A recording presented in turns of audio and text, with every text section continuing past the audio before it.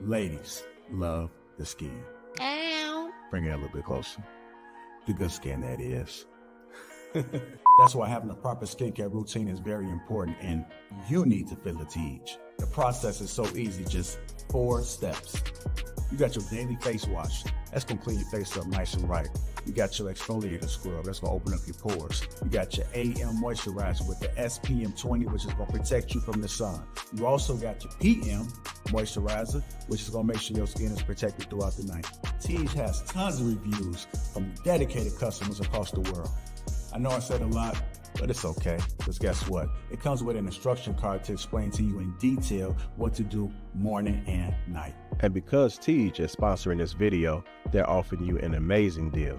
Just click the first link in the description to get 30% off your first skincare system and a free gift. Plus, as a member, you'll also get 20% off for life. By the way, both gifts you're choosing from are a $20 value and a complete game changer. A silicone body scrubber or a nail and face grooming kit. Personally, I prefer the silicone body scrubber. I don't like using towels when I travel, so the body scrubber is an excellent way to open up the pores and get the body clean. So don't wait any longer. Click the first link in the description to start your skincare journey today.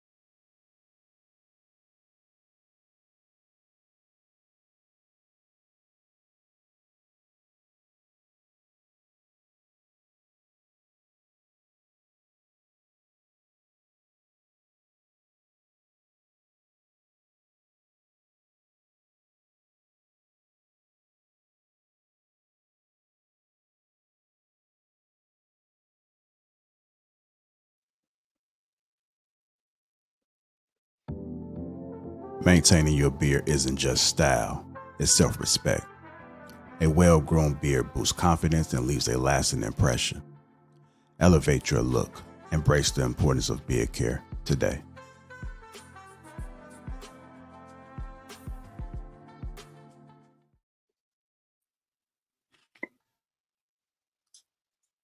What's going on? What's going on? Can y'all hear me okay? Yes, sir. All right, how y'all doing? How y'all doing, fam? Excellent. Thursday again. Incredibly excellent. All right, good to see you guys, man. What's going on, chat? How you guys doing? I seen y'all already starting up. What's going on, Dale Matthew, Rocky B, Therese, Chris, Angela Swift? What's going on? As you guys come in, make sure you hit that like button. Also, make sure you subscribe to the channel. We're going to get the housekeeping out the way. Shout out to the sponsor, T. Hanley. Uncomplicated skincare for men. That link is in the description. You guys get 40% off along with a free gift. And if you become a member, you get 20% off for life. Feel a tease, as I always say. Unfortunately, that 15% off Father's Day discount is no longer active, but salute to you guys that were able to purchase the beard care system for that father. Salute to all the fathers again. Happy belated Father's Day to all. Hopefully you guys had a remarkable Father's Day. But we still got products on the site. Click that link. Let's get your beard care in order. So we got skincare and we got hair care. So there should be no excuses as you guys coming out looking busted on the men's side. If you want to become part of Green Gang, that link is in the chat as well. I periodically do drop some things early to the Green Gang. So go ahead and click that link and go green. Let me go ahead and introduce the panel. I see Miss Chamonix got a new setup. We're not familiar with it. You're always trying to switch it up. Always trying to show us angles, Miss Chamonix. But we got Treya Smooth. We got Ruth. Miss Chamonix stated. Thank you. Appreciate it. Dara McPherson, Ali, D, and White. And we got Brother Sweeney. Got an excellent show ahead of you guys. My mic is a bit off now. You guys see me okay? How is it? Is it better or worse? I can't hear you guys speak up. Worse? It's good? Okay. It sounds fine to me. It's still fine, but it wasn't. It was better before. It was better before? Okay. Let me go ahead and switch back. You know, I got 3 seconds on here. All right. I'm back to that one. Got a good show ahead for you guys. As you guys seen in the opener, we did have Kendrick Lamar. I didn't know anything about the show. I just started seeing everybody posting about it, and it looked like it was epic. I don't do concerts, but that one looked like it was one for the books. And it's like it was a good vibe. But Kendrick Lamar pop out, show united friends, enemies, and Drake haters. There's about 16,000 people in attendance. And towards the end, what you did see was he brought a lot of people on the stage. And the people he brought on the stage was from all walks of life in LA. You know, he had all the gang members up there, or at least the affiliates of it. And he brought them together. And the message that he was preaching towards the end was the unity. So I had to find a question to pull away from that. I didn't want to talk about the performances, but the question that I wanted to pose to the panel was, what does this concert say about the evolving landscape of hip hop and its role in social movements? What does this concert say about the evolving landscape of hip hop and its role in social movements? Who wants to go ahead and tackle this first, man? I don't want to pick on nobody just yet. I'll say that for the next topic. I'll jump in. I think it's like Right. kind of contradictory. Like, how he gonna sing "Not Like Us" 3 times against Drake, who we know is biracial, and then at the end speak about unity? Like, it's conflicting to me when you think about it from that perspective. Like, I kind of feel like he needs to pick a lane. Oh yeah, I did forget to mention too. He did play the track 5 times, so it was in heavy rotation the entire night. Yeah, I think he played it back to back, maybe once or twice, and then the other times he filtered it in between artists. I'm gonna go to you, N. White. Yeah, nah, I don't think it was contradictory at all. I think his point was valid. Like, So you gotta look at the overall landscape of hip hop. It's spawned from like black nationalist movements, and it was a cultural reporting for what was going on for people that did not have a voice to reach each other and touch base with each other. With the commercialization of hip hop and the added influence of other people into it, it's been driven in a direction that pushes hyper materialism and extreme sexual explicitness, right? So that's what Drake represented to him. He represented a corporate beast as far as I'm concerned, for what I've seen, and he didn't like what he stood for as far as being at the top of the culture or being even in the driver's seat of the culture. So when he's saying like not like us, he's saying I'm this is not just something I'm found out about and started to like. I was born into this culture, and everybody can participate, everybody welcome, but bro, at the end of the day, this my shit.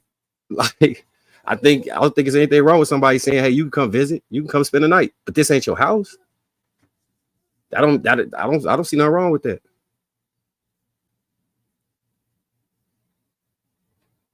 All right. I'm gonna go ahead and go to you, Darwin. What are your thoughts about it, sir? Uh, I think it just paints the picture of how people who come from a specific demographic had to endure uh, suppression growing up and recognize the suppression from their people. Uh, I think there's a lot of pain coming from it, and that pain tends to cause us to, you know, be disconnected from each other. You know, our race, not other races, but a race internally. You know what I'm saying? You have light skinned, uh, biracial, regardless of the fact in DNA. I mean, we all bleed the same, but we all black. I mean, you might have a black dad, a black mom, a black granddad, a black grandfather, or a great whatever down the line. Somebody was biracial. If it's a ADOS issue, I don't want to stamp it with an ADOS issue. I would like to use colorism. You know, I think that's a more accurate thing. So there's a lot of colorism within the black race, and it appears it's not an issue or it's a concern for people. So my thing is, I hear people talk about it, how it's a problem, but the people who actually pushing it or pushing the narrative or showing examples of how some violence could probably come from it don't really care. They don't really care, and I think we wasting our time and energy caring if no one else cares. You know, I mean, I have kids. You know, I'm concerned about them going out there and having to deal with being a fairer color or a darker color or whatever. But the fear is kind of relaxed, so to speak, because I know I'm able to grasp them and train them up, and you know what I'm saying, and mold their thinking into a way to where they can protect themselves and deal with it and just let it go by. You know what I'm saying? If their lights can just just keep it moving, man. Don't even worry. Focus on a bigger picture. But yeah, I think hip hop culture can be misleading in a way. I think a lot of people think hip hop supposed to be this thing we listen to as a guide in life for black people, or like the I think people look at hip hop culture as a whole as activism for black people. Whatever they rap about, whatever the trends are. If it's black, hood, the more hooder black, the more it resonates with our people, and the more we validate it and stamp it off as something positive. And if somebody get in the way of that, of stamping it off as something positive, even if it's killing each other, even if it's selling drugs to each other's mothers and kids, if anybody get in the way of anything that's influenced by hip hop or carried by hip hop or spoken through hip hop, then we'll use our trauma from the past and how we were brought out of slavery, so we can be justified to be evil towards each other as a black people. And I don't really particularly like that. You know, I would look for the next generation, every generation that comes. I mean, I haven't been here long enough, obviously, but I always look for the new people that come in to be like, "Damn, man, okay, can we rap about something that can help our people? You know what I'm saying? Can we rap? Do we always got to rap about the hood or killing each other or drugs?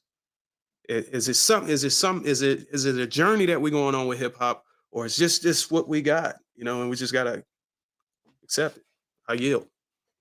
I just want to readdress. So it can't be colorism if in that song he clearly said a child that's not even like that's less of a black man than Drake, his son. He called him a black man. It was more about cosplaying a perspective of what he thinks black culture is. Kendrick has been pretty adamant about representing all the facets of it, the good, the bad, and not speaking of it by glorifying it is not the main thing he does. And he's saying that what Drake represents is a bastardization of that, because you're pretending to what he doing is similar to somebody pretending to survive cancer and then being a spokesman for cancer survivors. You never had chemo, you never had to wake up throwing up, you never had any of the issues related to that, but yet you tack on cancer survivor to your name and try and get rich off of, and get very rich off of it. So what's the accurate placement of what he's doing for cancer survivors? Are you saying speaking for behalf of? I'm saying that's equivalent of, so you attach yourself to the trauma and pain of the Black American community to present an image that comes from out of that. And then you're cosplaying a role from within that. Like Drake, probably one of the greatest actors ever. He a great entertainer, but it's still an act at the end of the day. So who would we to Marcus's point, for example, Drake did a song where he spoke ill of his father, talking about how his father wasn't there to so-called relate to his audience. Father had to come out and say, I was always there. To the point in which later on, now him and his father real cool and everything. And people started looking back on it, was like, wait, you sat here and made a song and dissed your, you know what I mean, and spoke ill of your own father as if he wasn't there. And then we all found out he was. So that's kind of what Marcus is talking about, is that you're cosplaying a struggle that you did not live. And then you're trying to, and then, you know what I mean? So, and the people who actually live that are looking at you funny once they find out, once the blinders come off and everybody's seeing you for what you are. So let me ask you, example would be Darwin. If I pretended to have military valor, and like you're a military man, I start wearing military uniforms, walking around saluting people, asking for 10% off discounts, having people, thank me for my service, and you just sitting there watching me do all this, knowing I've never been in the military, knowing I don't got no affiliation with the military. I just bought a uniform. How would you feel about that? I would feel, I wouldn't feel a way. I would just feel like you're very disrespectful to the people who serve in the uniform. But to me specifically, I tend to ignore people who do foolish shit like that. You know what I'm saying? If you're gonna false flag like you serve, then I just pray for people like that, because they're gonna really, if they run into the right person, they're gonna get what they deserve for it. So hey, Darwin, that's a rarity. I done seen people rip off badges, tell people to come out of their fake that's what I'm saying. And everything, man. That's what I'm saying. Most if you run into somebody, most veterans don't play that. But that's what I'm saying. I'm saying most veterans don't. That's why I said if you run into the right person, they're willing to go to jail over that shit. But you gotta be honest though. This is still music. Hold on, let me just ask you this, because I don't want to lose sight of the point that y'all made. I think it was a great point, but I just wanted to confirm something, because y'all stated that he pretended that his father wasn't there. I get that point. So are y'all saying that his father's response that, hey, I was there for you, was Drake's response after that, oh, sorry, Dad, you were? Or did he not even challenge that? Because I would argue if Drake never walked his words back and apologized to his father, then who's to say that he pretended? Well, it was kind of obvious when you pay attention to the discourse between him and his father. You can tell that it was just a line in the song. It wasn't his life. How can you see? Well, because later on he started saying lyrics about, he had lyrics in his song about how his father, you know what I mean, the relationship he had with his father. So, but he needed that relationship to try and tie himself to being a Black American. it's very advantageous for him how he's using I it. get it. I His just costume on and off. The Like, boy had yeah, let's make sure we're getting other people involved too, y'all, and then we I can just want circle to say back this last around. thing and you can go. I'm just a meticulous person about information I receive. So if somebody said that they did that something happened and then someone else come and say that didn't happen, I'm not gonna just say it didn't happen because someone up them. Until the person who actually stated take back his words and correct it. So for all I know, from my perspective, is his father wasn't there until he actually stated otherwise. So if you're using that as your only Well, tool I was or using it way to as an discount him example. from being able to resonate with the black people as being a cancer patient, so metaphor you use, and I would still challenge that, later, but we'll let somebody else go. I'm gonna come back to you, Sweeney, in 1 second. Let me get Ruth, some of the ladies in there. Go ahead, Ruth. I just y'all know I haven't been in hip hop for like a long time. Jay-Z was the last rapper I listened to, like at the Blueprint album, whatever it's called. I just don't care. But I think that Kendrick, I just saw the lyrics and I was glad that he exposed all the it's like nobody wanted to stand up to the rappers that's doing the wrong things and the sellouts. And so I think it's basically the authentic people versus the sellouts. And the only thing I could pull from it is that we can be unified. Even if we are killing each other, we can be unified. It got to take all the right things, or I guess we have the common enemy or whatever. But once we realize what the real enemy is, like I guess Drake's supposed to represent like an industry plant that just somebody that's selling out the culture and using it to their advantage and lying. It's just too much. Like to lie about your dad just to try to relate. Like it sounds like a politician. It's so fake. But all I heard about was Drake for the last 15, 20 years. So I'm glad that the train is over with. And yeah, throw them under the bus and roll it over. It's fine. I love it. It's great. But please expose the fake people and stop acting like everybody just because they rap is great. They're not. Even if they making money, it don't matter if you're making money. Like, what are you doing to get your money? Are you going to sell out your people to get money?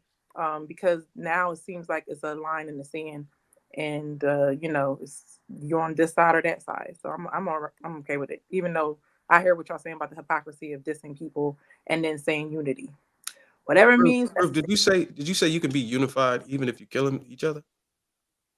Well, y'all said that y'all was gang members on the stage No, I'm together. saying, did you say that? I'm just making sure I got it correct. They were killing each other, but now they're unified in the concert. That's No, the what I'm gang. saying, I thought you stated literally, you can be unified even if you're killing each other. I think you're Those are taking your a words, little right? I think she meant even if you have, meaning you can get past it and work together at some point. right. It represents a resolution. No, Talking I about get that gang she probably members. meant something. I'm just saying, did she actually just state that I don't know out what of I her? stated. Okay. Okay, what did you state 10:30 then? my time. All I know is I said gang members that used to kill each other. Dervin, don't start with me this early, okay? Thank you. I'm just asking a simple question. I'm just saying, did you say? I clarified it. Ruth, do you agree with Ruth? Do you agree with what I just said? What That part? it was they can get past it in resolution and unify even Yes, after. I Okay, said so that. I We didn't said want the okay. clarified version. I wanted Said. what she said verbatim. Oh my gosh, Well, what the verbatim? that was what she said verbatim. However, that might have been a slip. So if Marcus comes in and Oh, clarifies and she says, "Yeah, that's exactly what I meant," Thank you, then why harp on what she said when she clarified? because he's in his feminine I energy. wasn't asking her to clarify it. That's what I'm saying. Don't start with me. Don't start. No one be nothing. I got I none just of that. asked her, did she say it? That was just simple. I That's deliver. all. You gotta take my answers as what they are. Okay. All right. I'm gonna go ahead and go to D. What are your thoughts about it, man? What does this concert say about the evolving landscape of hip hop? You on mute, just Okay. To me, I mean, it speaks a lot, but at the same time, perspective. Hip hop culture is growing, but you have those that are authentic, like what Ruth was saying, and then you also have those to where we also got to think about the top executives who's actually signing the deals, wanting people to accept. So if you're following this popularity trend of West, speaking to more people, but then also you got the East Coast, West Coast, down south. the mix is different. You have those that's either speaking of their true life or either just rapping lyrics that's not even true, anything that they've never been through. So are they rapping about themselves or somebody else's? And unfortunately, sometimes even with the trend, that's what is happening to our culture. If you either more identify with Kendrick Lamar or Drake and doing these things and what they're saying, either some of the stuff they could be true, but I think just speaking right back at the concert itself, you got a bunch of, people there. It's like unity is, different things happening. So what volume to me does that really speak to? I can't say per se, because you can have 100% in that room all for what they're going for, but you can have other people that to where they just feel like earlier how it was mentioned, this is it's just a forgot the exact name word that Ali had said earlier, but it just, I don't know, the culture. What can we really define the hip hop culture as today? Do I personally listen to hip hop? I do not, so I can't really speak too firm into it. But just from the snippet and just even with some of the lyrics, I myself, I'm not persuaded by words. But I'll stop there. All right, I did notice that D and Ruth said y'all listen to hip hop and you have listened to Jay-Z the Blueprint. So what type of music are y'all listening to today? I'm Um, R&B, like old school jazz, like so I mix pop, yeah, country, but yeah, I listen to it basically all. I listen to R&B, gospel, and like Christian hip hop. Like I have to have positive stuff. Like once I start listening to certain things that make me feel a certain way, when I go to like, I got to be like going through a breakup to listen to some hip hop. Don't you feel bad about twerking to the Lord? I'm sorry. Is he talking to somebody? I don't know. I remember you saying, Ruth, that when we had that conversation about women twerking in public, you said you twerk. And I'm saying I'm putting I two and never two together. You said you listen to the church music, the Christian hop and the rap, the Lord of the Rap or some shit like that. And I'm Can you pick like, another okay. favorite, please? Pick another favorite, because I have nothing to say. Yeah, everybody know I was arguing against twerking. Y'all called me lame for not twerking, and everybody remember that. But you don't remember Oh, that so part. you what? But You you said remember you everything wasn't I twerking. said. What? Okay. No, I was just trying to correct. I'm correcting it. Are you You on your said, period today? huh? Is it that time of the month? Why you What? so? Okay, so you want to go there? All right, go ahead. Because you're just getting so loud. So I I got didn't say loud. anything. I don't. I My didn't mic even say loud. nothing. He Wait. said I'm twerking the gospel music. What? I just be asking you simple questions, and then you just Don't ask me no fall apart. questions. You I'm gonna feel like refer you to my under man. attack every time I'm I ask referring you a to my question. man. I'm gonna stay in my feminine energy. My man got something to say, but not me. Okay? Thank you, Doris. I can talk So to you you right ain't now. gonna answer none of my questions on this whole No, stuff. no, Why not? no, Why? no. Look how you acting. Even the guys had to already step up in the first 10 minutes to say, like, get off her. Come on, bro. You had one win. It's never going to happen again because I'm never talking to you again. Oh, That's it. win. Oh, so you think I'm trying to win something? Wow. Okay. Yes. All right. You're a hot person. It's like we got a party over there somewhere. Somebody blowing them horns. But I'm My gonna go son to is you. graduating. Sorry. Okay, I'm gonna go to you, Treya. All right, so there's a lot of people who, including Kendrick for sure, who don't believe Drake, right? So if there's a lot of people who believe that, okay, if you were to ask Drake what's the four elements of hip hop, he's not going to say DJing, MCing, breakdancing, and graffiti. There's a lot of people who just see you as Wisdom. You gotta add wheelchair. wisdom. Yeah, they're Mhm. going to see you as wheelchair Jimmy, right? And there's a lot of people who will feel like, yo, when I was on the block, you was having bar mitzvahs, right? And hip hop was seen as something sacred before. It wasn't. And a lot of people protect their music. A lot of people protect their culture. When like country music, you saw what happened to Beyonce. It was like, get the hell out of here. They ain't want no parts of it. So Irony. it's the same type of deal where they don't really want you to be doing that. A lot of people feel like, and I know a lot of people would understand this in the YouTube space, they feel like he's a grifter, right? So they don't believe you, and that's the problem. Simple things like him not writing his rhymes and stuff, that's not hip hop. You're a rapper. That's not hip hop. It's different. So there's the entertainment aspect of it, which he does extremely well, and it's extremely profitable, right? And we understand that there was a shift with the generations that they're accepting things that we would never accept. We would never have accepted men painting their nails. That would have been the end of your rap career. Never. That's some stuff that somebody would have had to leak of you, not you put out there and post it for social media and clicks yourself. That's absurd. We don't co-sign that. We don't co-sign people wearing rollers in their hair as men. That ain't it. You can't, you represent men like that. And we like, yo, what's up? This is the image you want to portray, right? This is how you want to represent. And a lot of people not with that. And that's what Kendrick Lamar is, in my opinion, when he say they not like us, that's what he's saying. Y'all ain't like us. Y'all don't really do this. This is, we the culture. You are not. You're a grifter. And you have to exclude people who don't belong here. And that's how he feels. You don't even belong here. And there was a lot of people who were silent about it because of, you know, just how he reacts to certain things. They weren't equipped to react to him. So you can't, not everybody could have went against that juggernaut. You don't really want to mess with him because he could end your career. He can make calls, blah, blah, blah. Kendrick Lamar is impervious to that. So guess what? You got at the wrong dude.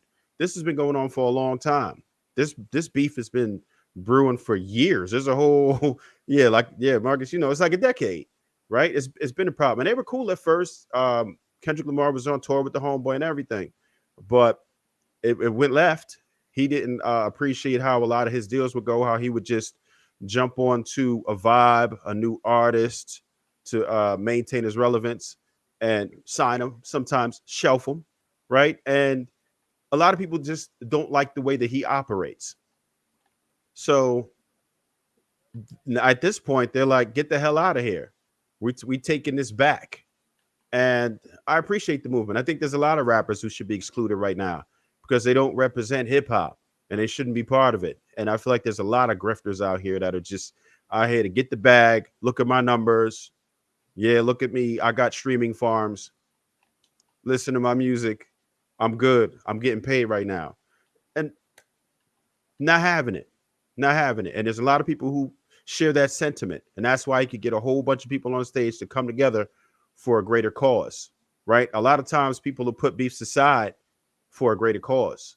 I think that's something that we should do a lot more of culturally because we have we have a bunch of factions and we have infighting, but when the outsider see us, we all the same.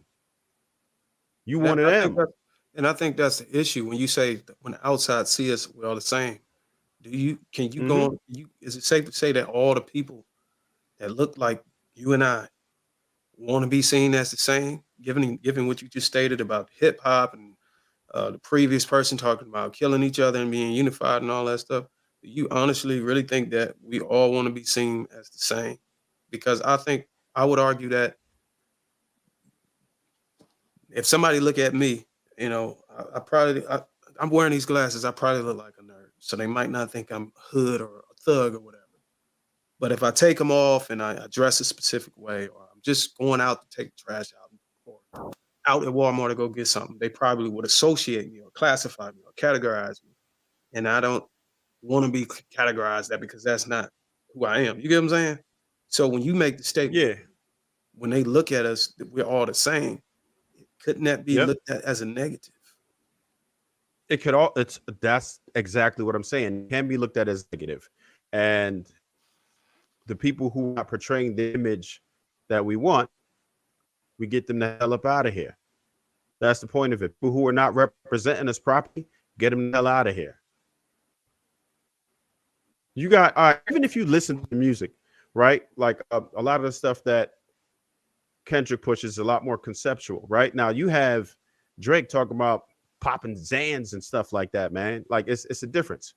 It's a difference. There's always, or at least from what I've heard, Kendrick Lamar will have a message. He'll have different, deeper meanings behind his music. Drake is just about getting a bag and partying and having a club jumping. which will make you very successful because you're going to get constant radio play. No matter what the machine wants to push, it could be anybody. Darwin, if you start rapping right now and they play you 30 times a day, once you get that 30-time rotation, you hot. And everybody's going to start liking it. It is what it is. That's how programming works. You get DJ Mustard behind you, it's over. That and a little bit of voice compression, you in the building. And you can say whatever you want. And they can make you hot, bro. So what I'm saying is that we as the people has to come together and say, look, this ain't what we ain't banging with this. We ain't rocking with this. This ain't it. This ain't how we want to represent our culture. This is not a go. Bro, they had Saucy Santana on the cover of the Source magazine or Double XL. The rappers that they signed have very effeminate traits and carry like purses and be wearing thongs. Like hip hop used to be hyper masculine. You know what? Like the collective image of black man was hyper masculine. Now that shit is, bro. Saucy Santana. Santana, yeah. When I saw that, when I saw him, did you see the ad? I knew at that point his name. There was nothing we can do as a people to say when we see it, we need to point that out and correct that, and they got to go. That energy right there is a good thing, but I don't think it's effective at all. I don't think you said it's a good thing. Number one song in the country, say it is. The number one song in what? Well, it was number one. Would say that is effective. Pointed out and saying that's not representative of us. Get that shit up out of here. No, well, I'm not saying it's not representative. I'm saying that I don't think we have the power to point at something in hip hop today in 2024 to say, look, yo, we don't like what he's saying in his lyrics. We don't like his sexual preferences. We don't like how he dresses. We don't like his mannerism. Hey, his stuff is still gonna sell, and they're gonna keep making copies. I hate the way that you talk. I hate the way that you dress. I hate the way that you say nigga. Some shit ain't even got to be deep, I guess. You literally said that, pointed at him, and then did it. Like, yeah. We don't have the power to do literally just happened down to the words that you just used. It literally just happened. Yes. And Joe Biden used that. Joe Biden used that in one of his campaign ads. And use what?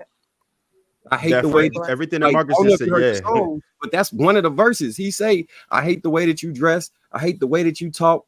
I hate the women you fuck with because they confuse themselves with real women." He went down a line of all that part. Look, I'm not. Don't get it twisted. I understand that Kendrick Lamar spoke those lyrics in his rap.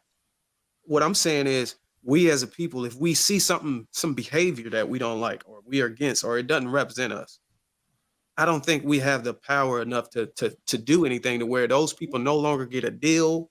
They no longer get signed, or their music no longer plays unless they actually commit a crime of some sexual offense or we're not in charge of. You're right. We're not in charge of C-suite executive hiring, but what we can do is not co-sign stuff. You need our co-sign a lot of times for the music to really pop. And then Kendrick literally said, it's not just me. I'm what the culture's feeling. He became a spokesman at that point. It was people who don't even listen to Kendrick Lamar who jumped in like, yep, he's speaking for what we've been thinking and saying. Go ahead and get him, bro. I venture to say 50% of the people that's on Kendrick's side don't even listen to Kendrick Lamar music like that. They just want to. I would challenge that because I think one of y'all stated that white people make up for most of the sales and actually put money in the pocket of these artists.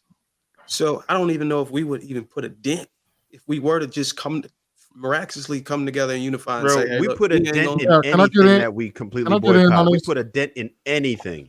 Go ahead, Swoon. Hold on. I'm gonna get one more lady in there, Sweeney, and I get right back to you. Between Shannon and Carmen.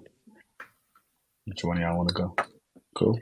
I really don't have anything to say about this. Okay. All right. Okay, go ahead, Sweeney.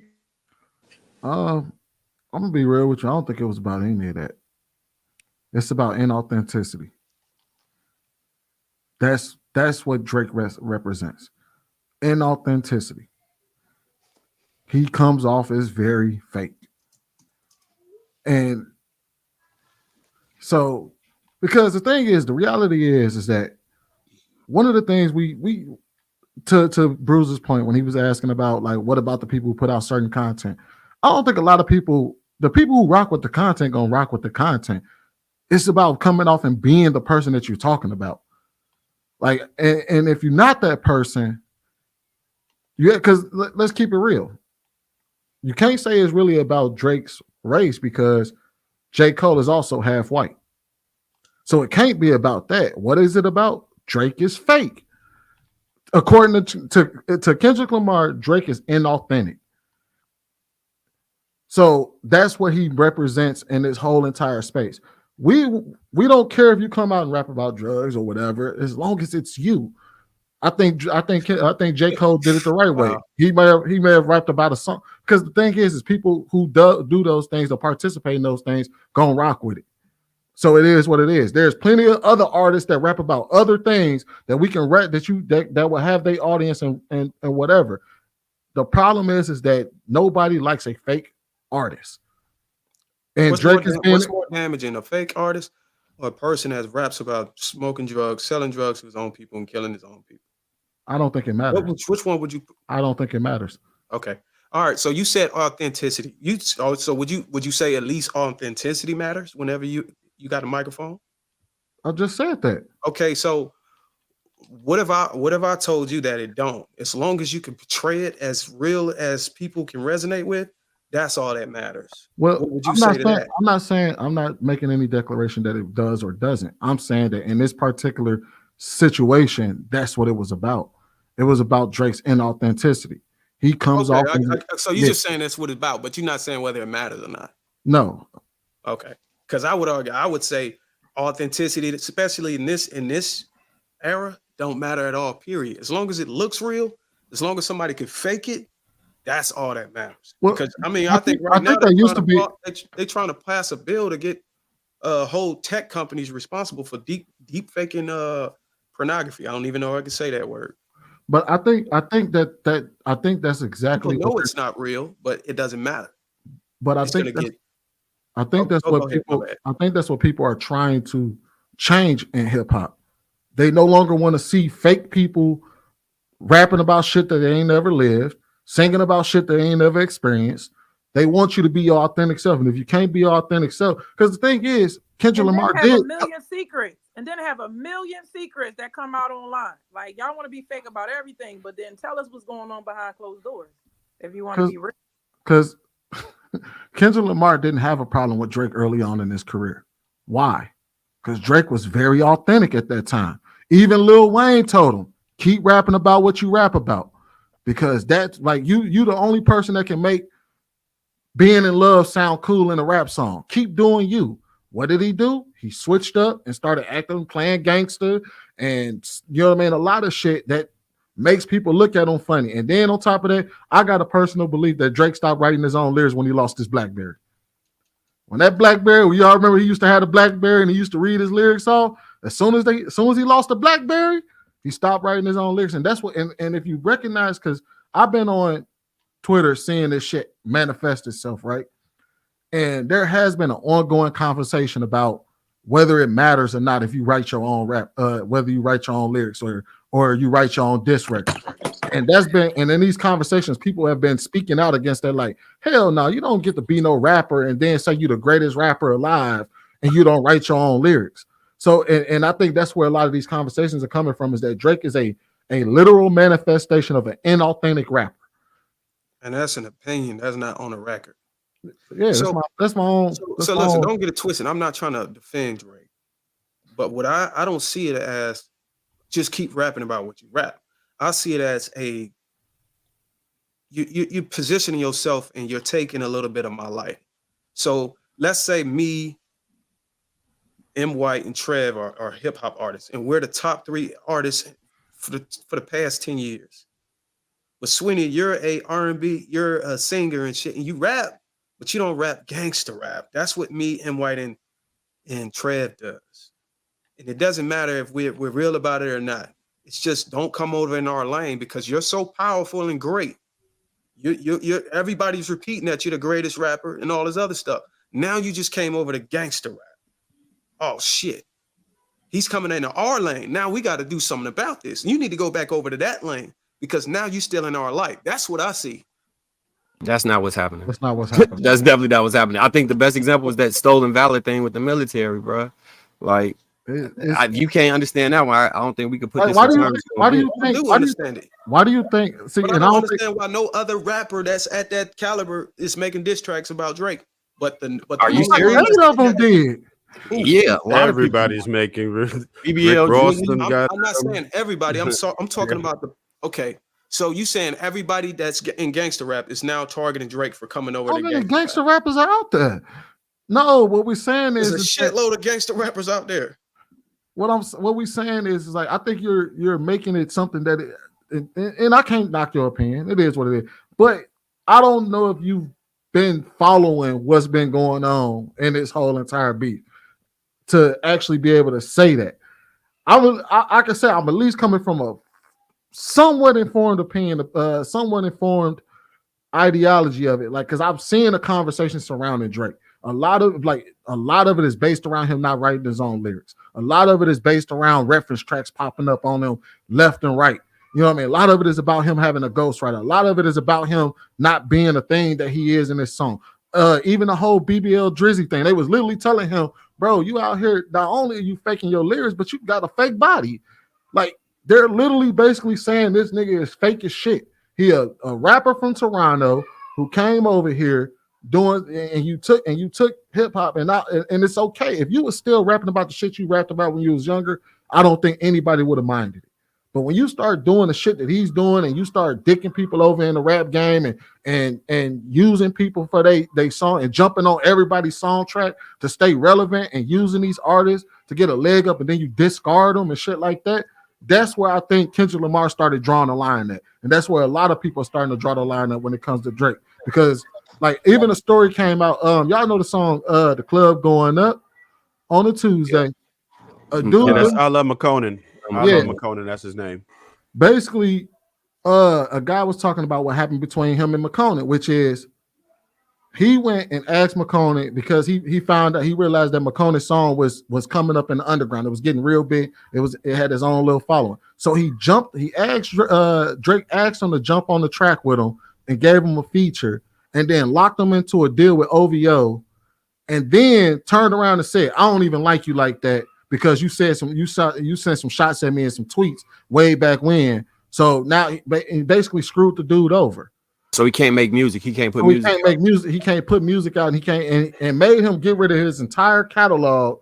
Had him take down his entire catalog and everything to sign with OVO, only to turn around and bite him and only to stab him in the back afterwards because he was being petty.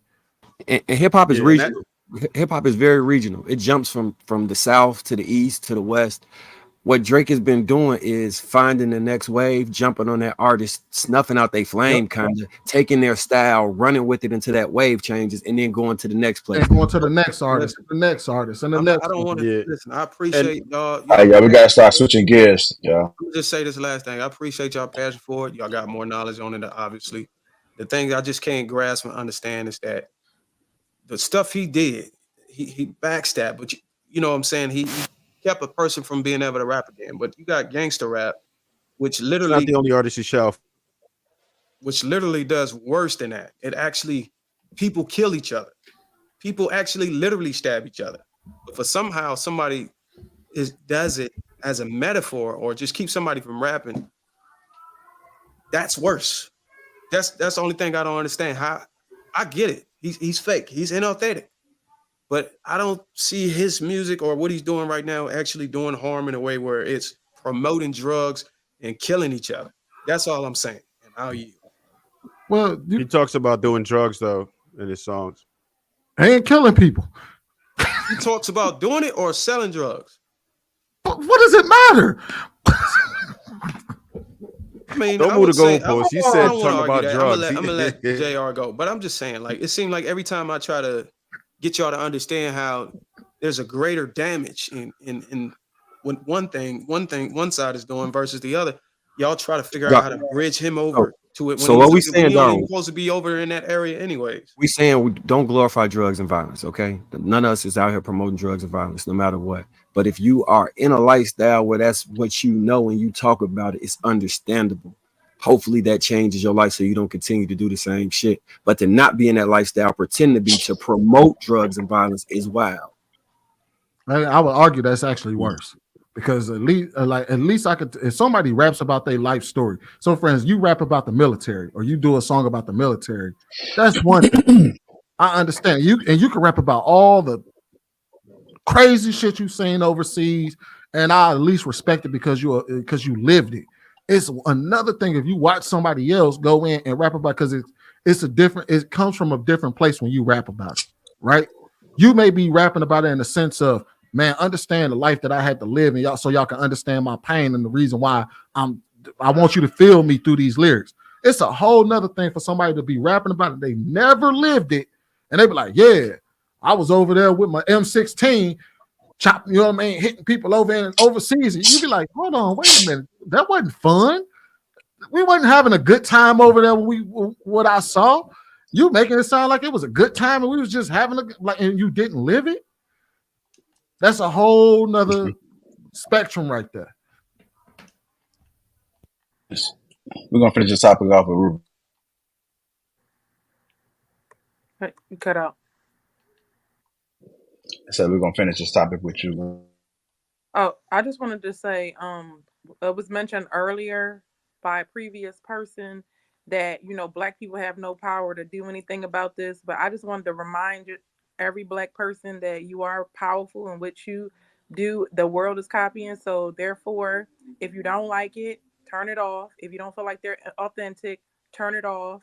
And that is your vote. And if we don't all have to agree, but if most of us just turn off the nonsense, they will stop making money and they will have to make a change and turn on stuff you do like.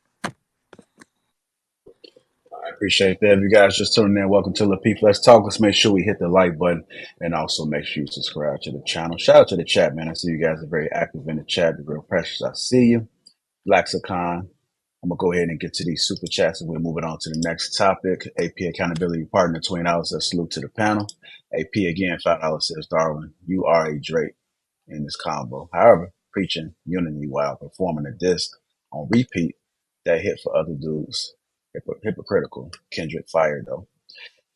AP again says $5.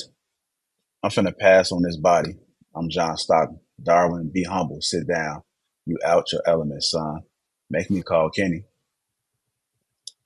Relationship Talk with G's podcast 199 says shout out to the laugh. What up, Soldier Boy? Say bar for bar. Relationship Talk with G's again 499.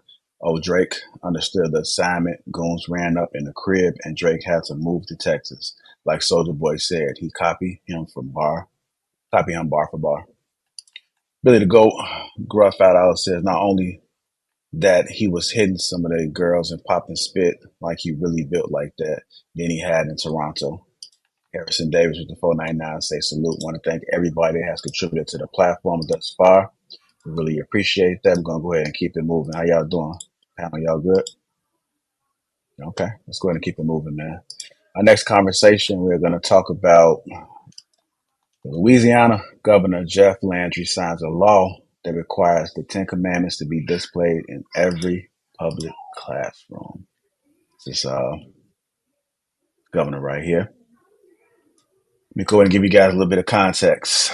So the Louisiana just became the first state that mandates the 10 Commandments to be displayed in every public school classroom. Republican Governor Jeff Landry signed the bill into law on Wednesday, and since then has faced backlash from parents, courts, and lawmakers.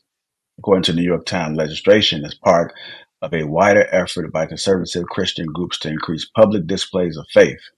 Advocates argue that the 10 Commandments are not only religious, but also historical, asserting that the directives from God to Moses in Exodus significantly shaped the U.S. law. I'm going to go ahead and get a couple people, then I got a video I'm going to play. What do you guys' thoughts about that? Anybody want to go ahead first on this one? Who's feeling the froggy here? All right, let me go ahead and call on. Go ahead, Sweeney. Everybody's shy.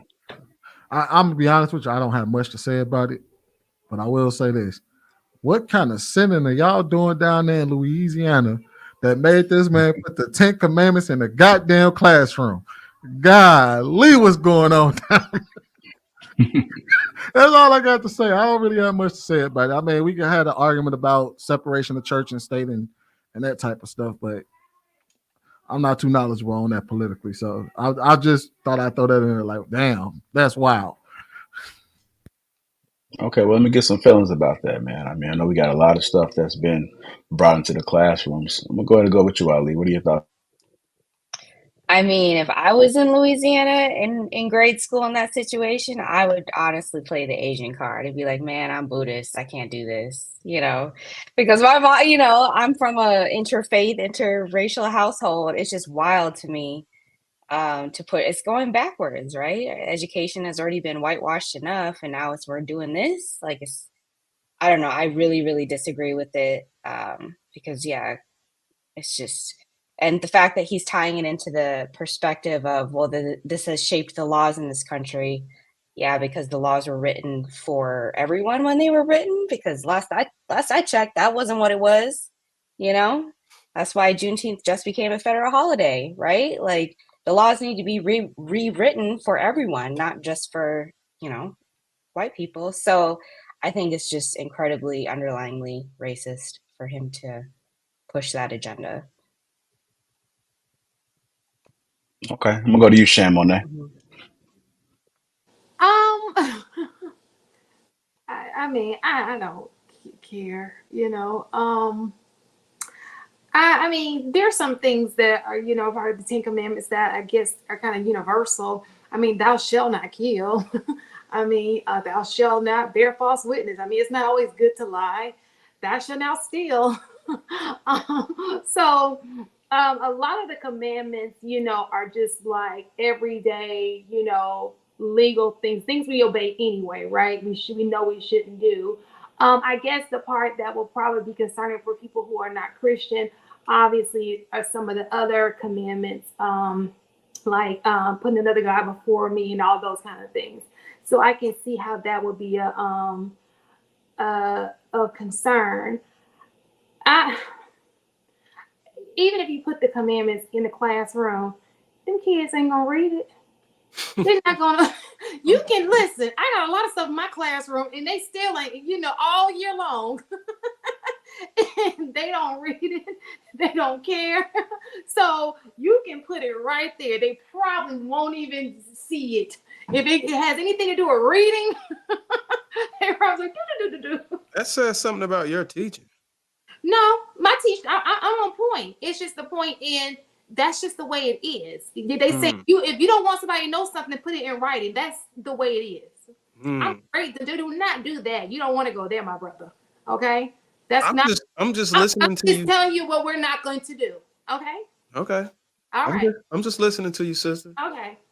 But I'm just saying, in general, if you put something in the classroom and you put it up and you don't teach them, you allow them just to read it, it's not going to happen. So basically what you're saying, if you were a teacher in Louisiana and they put them commandments on your wall, you wouldn't feel interested or some energy inside to say, hey, y'all, check out this. They put it in the class. I want you, Michael, in the back to read the first one, and then you, Julie, you wouldn't do that. So is my subject the Ten Commandments? I'm just saying, like, I would assume if they make him put it in the, just humor me. Just humor me. I would assume that if somebody said, hey, look, y'all need to put this in every classroom, that you probably got to read it out at one point. No, you don't have to read it out. We have a lot of things. We have a lot of things that come standard in the classroom that you don't necessarily have to read out, right? But if you're saying that that's my curriculum and that's what I'm supposed to teach my kids, then that's different. If it's a law that says, okay, you have to teach the kids the Ten Commandments, that's totally different. But he's saying it just has to be posted. Like, for example, there was not a law, but there was an incident that happened, I think in Alabama, where the judge put the Ten Commandments in the courtroom. He didn't read them. They were just there. And then they told him he had to take it down.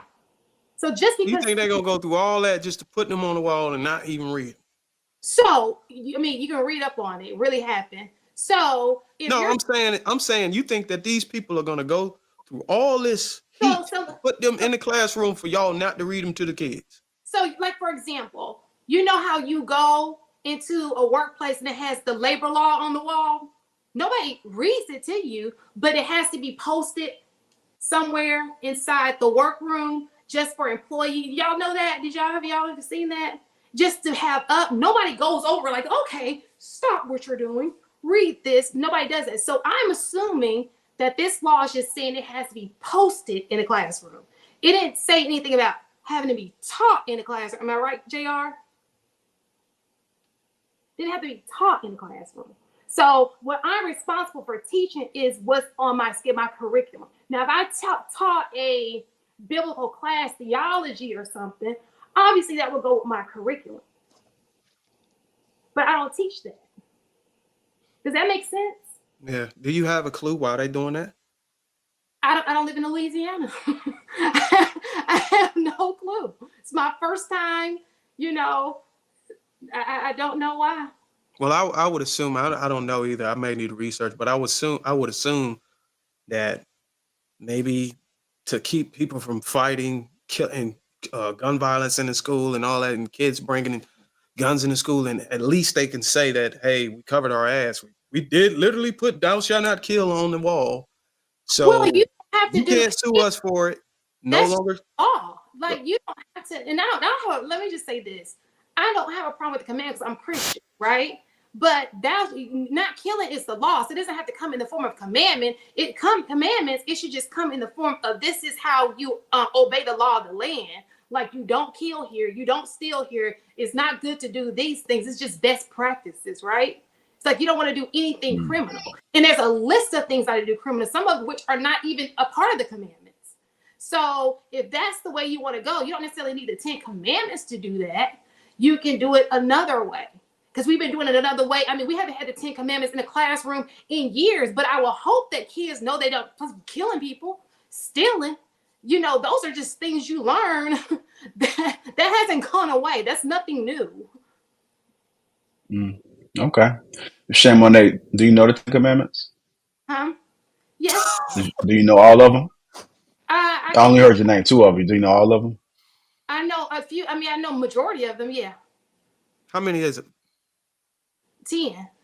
You said you had to think about that. You know what? No, Your ass a heathen. Commandments. I know putting the God for the. No wonder why you ain't teaching them kids that shit. You don't know that shit. Listen, committing adultery. Don't do it. The Lord's name in vain. Kill, steal. Birth out of wedlock. That's. I know, because you did that shit, didn't you? That's not commandment, my dear. I mean, I know a good majority. Okay, I was just curious. I get it. I'm gonna go to Carmen, and I know Sweeney got a question. Not like I went to church, like I went to school for church. This is new to me too. If they put it in the class and they're gonna be like, "Oh, hit a commandment," like, "Oh, it's something else I gotta like." What? We thought you go to church on Sunday. I do go to church.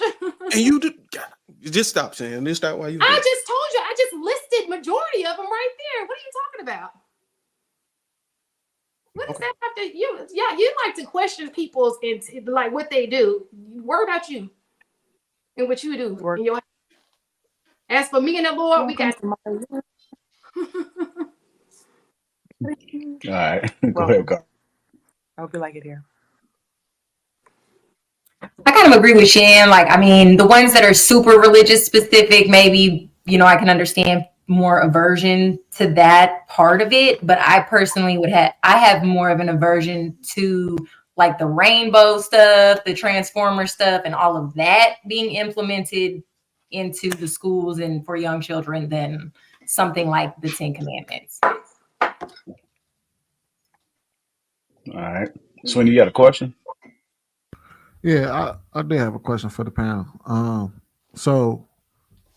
Because I think what's her name, Ali, she did say something along the lines of having a different faith and being an American, how that may be problematic for the 10 Commandments to be posted in the classroom.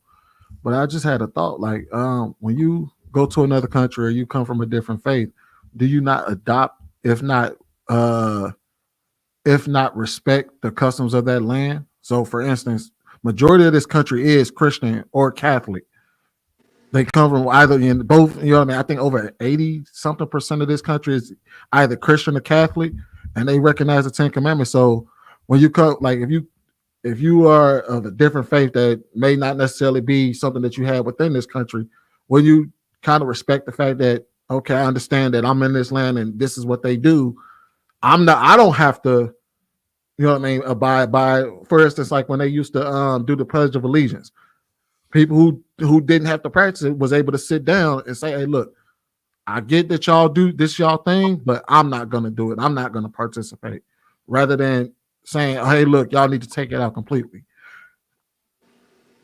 Well, to expand upon it, I was raised Catholic, but my mom was raised Buddhist.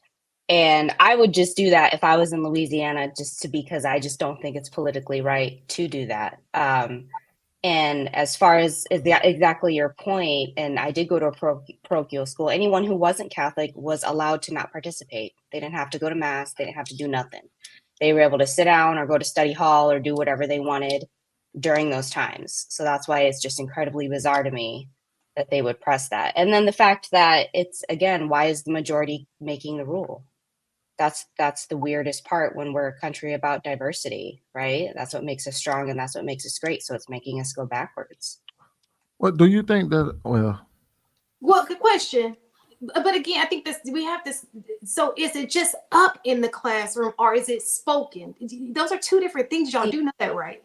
Yeah. And I actually had a question to you, Mona, about that. Is that, would school districts use that as, like, I guess you could say, if something were to happen within a school, as backing to say, well, this is our policy, kind of like you said, it's posted in an office space and no one reads it, but then they'll whip it out when it's relevant to be like, here's your paper, this is posted. So that's the part that becomes like, because the first, commandment is thou shalt worship the Lord.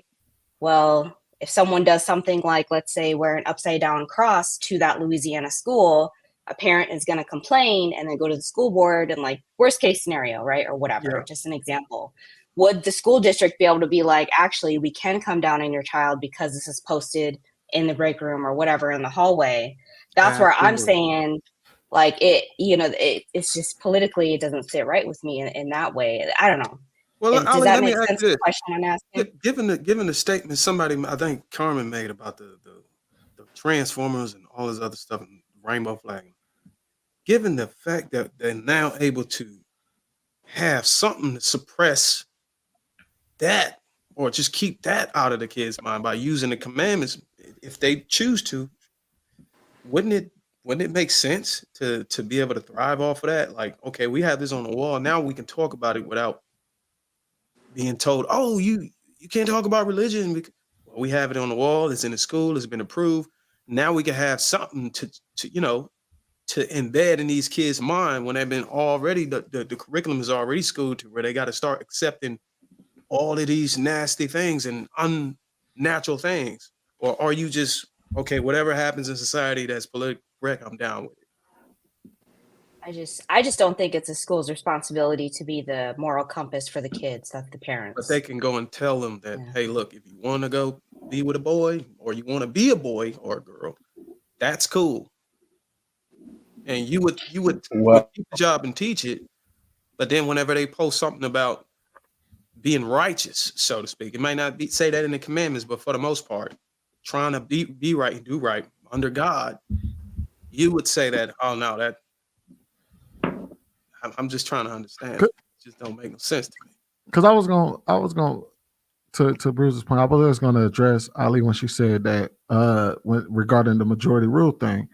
And to Bruce's point, that is actually a loud minority that got those type of things to be brought into the classroom, even though majority of people don't actually rock with them saying that the type of classes that they want to teach as far as LGBT and everything, that's a minority. Most people don't want that in the schools, but they put that in the school. And I think in this kind of weird way, like especially in a southern state like Louisiana, I'm quite sure that majority of the people in that state probably not going to have don't quote me on that. I'm not going to sit here. This is me just guesstimating. I know that it's a southern state. I'm guessing that majority of the people in that state are probably not going to have a problem with the 10 Commandments being posted in the classroom. I do get that is a slippery slope as far as setting policies and things that, you know what I mean, and mandatory things as far as bringing religion into the classroom. But if the majority are completely okay with it, that's how we make most of our laws, is based, well, supposedly based off of the majority. If the majority rock with it, that's the law that's supposed to get passed. All right, I'm gonna try to hold tight real quick. I'm gonna play a video. It's gonna be the audio with some pictures due to a copyright thing, but it's from The View. The people from The View actually spoke on this topic, so I'm gonna go ahead and play what they said, and then we'll get some other people involved.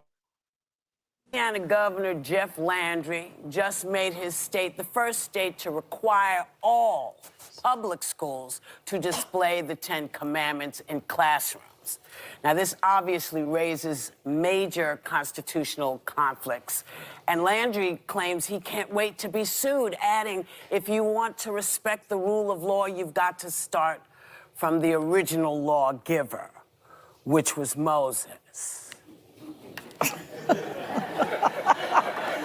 Because they like to say, you know, that we are a Christian nation. No, we're a nation of many religions. Yeah. So if you're putting the 10 Commandments, does that mean we're putting the Quran in? Does that mean we're going to put in the writings of Buddha? I mean, how do you I not can do see it? them going into states' rights. I think I can see that. I think I can see them saying, you know, let each state decide. I don't know, but I don't know.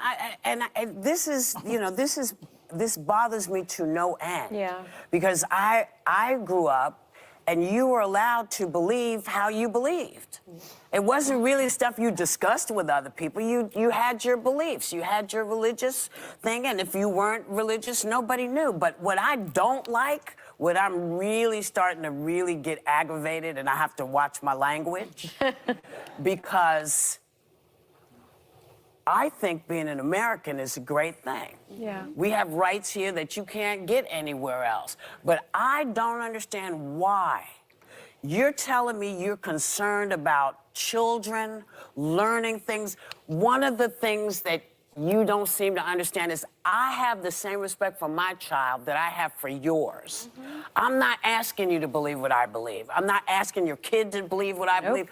Public school is public school. Yeah. It means everybody can go to public school. I don't understand why, if you want your child to have a religious education, send them to a religious school. Yeah. There's nothing stopping you. Get out of my pocket, get out of my body, and get out of my school. I don't understand. And I want to be really clear. I don't have a problem with religion. You know where I was a couple of days ago. The Pope. I was with with another guy who's, you know, I listen. But I don't understand why I can't have my thought process, my child, my family, why we can't decide for ourselves. Why are you pushing this on women? Why are you pushing it on anybody? It is the Power. thing that is Power. But power over what? Over women. Or messaging. And other people. I think We just had a she's foolish for saying that, man. Like, I get it. I never really. I don't even like her no more, for real. I used to like her movies now, but now I don't, because she just said something so stupid when she said, "Okay, so what do you put the Quran in?" Little did she know that the 10 Commandments, the story about Moses, is actually in the Quran, but they call him Musa in the Quran. So I don't know why I don't know if she's trying to say that, okay, look, now you got to bring all the religious teachings from different, because of the diversity of. I don't understand where these people come from with their points. It don't make any sense to me. It was stupid. And then Buddhism is probably the religion that's, quote me if I'm wrong, Ali, probably one of the religions that's more accepting of diversity. Right, Ali? So all of her points she said after that, I just stopped. I couldn't even listen to it. The point that I like that she said, though, is that it's almost defining what it means to be an American by saying that this is the lane that it needs to take. I would agree with that comment that she said, because I think it is kind of trying to change the way of what it means to be American by following it. All right, let's get some other people in there. Go ahead, Ruth. I see you Don't we can. still swear on the Bible? Why do we do that? We still swearing on the Bible, right? In court. or no? We just put our hand up. So why is it like so foreign to have the 10 Commandments? I don't mind. I'm going to teach it to my kids at home. It doesn't bother me. My problem is it's 2024. It's an election year. Are you doing this to get votes? And are you going to slide some other religious stuff in there? So it's like nothing can be trusted. So, and people in the comment section are saying that America is basically an atheist nation, and yeah, a lot of people don't go to church. So it's kind of tricky because it's like I don't mind it, but if you do that, the next thing is they're gonna put the Quran. The next thing they're gonna put some other stuff in there, and the more we talk about it, the more I'm like, well, why is all the LGBT stuff in the schools if we're so up in arms about the 10 Commandments? Why is it okay for other things to be in it? So take everything out. It's all or nothing. That's crazy. So I think the separation of church and state was supposed to ensure the individual freedom of liberty to think and believe what you want. Because if you're not a Christian and someone forces you to recite the 10 Commandments or forces you to adhere to the like Judeo-Christian or Abrahamic religion standards, that's an infringement on your right to exist in another way. I think there's nothing wrong with the 10 Commandments. I think everybody should live by the rules that's listed within them. But that's my personal thought. I can't force that on somebody else to think that way. And I think that's where the issue comes in. Because what if the personal thought of, or what if it becomes an extremely conservative right-wing sect of Christianity that believes blacks are beneath them and should be put back in servitude? You run the risk of all these things with legislating religion, because some of it's up for interpretation, and the person interpreting it at one point did say some of those things. So yeah, it's supposed to guarantee the so-called freedoms or liberties that we have in America, and by infringing on that, you challenge those ideas. So I get the argument on why they wouldn't want it in there, although I can't see that causing harm, just the 10 Commandments and what they stand for. But the overreaching effect of what they set precedent to be allowed to do can then become extremely dangerous. Well, more dangerous. America's already built on black people being under white people, and the other thing that you said, being put back in servitude. That's what the jails are for. So it's already on that. We're already down. Yeah, that's why I say it could get worse, because that it's like that with the separation of church and state. There are people who believe that they're led to completely destroy an entire country so that they can restore who they believe should be in that country. So to put a potential a religious extremist in a position to be in control of the strongest military power in the world could re-engage the holy wars, could re-engage the crusades, could re-engage all those things. I know that's further out down the line, but that's a possibility when you set precedent moving forward. Yeah, that's why I said it is a slippery slope. All right, go ahead.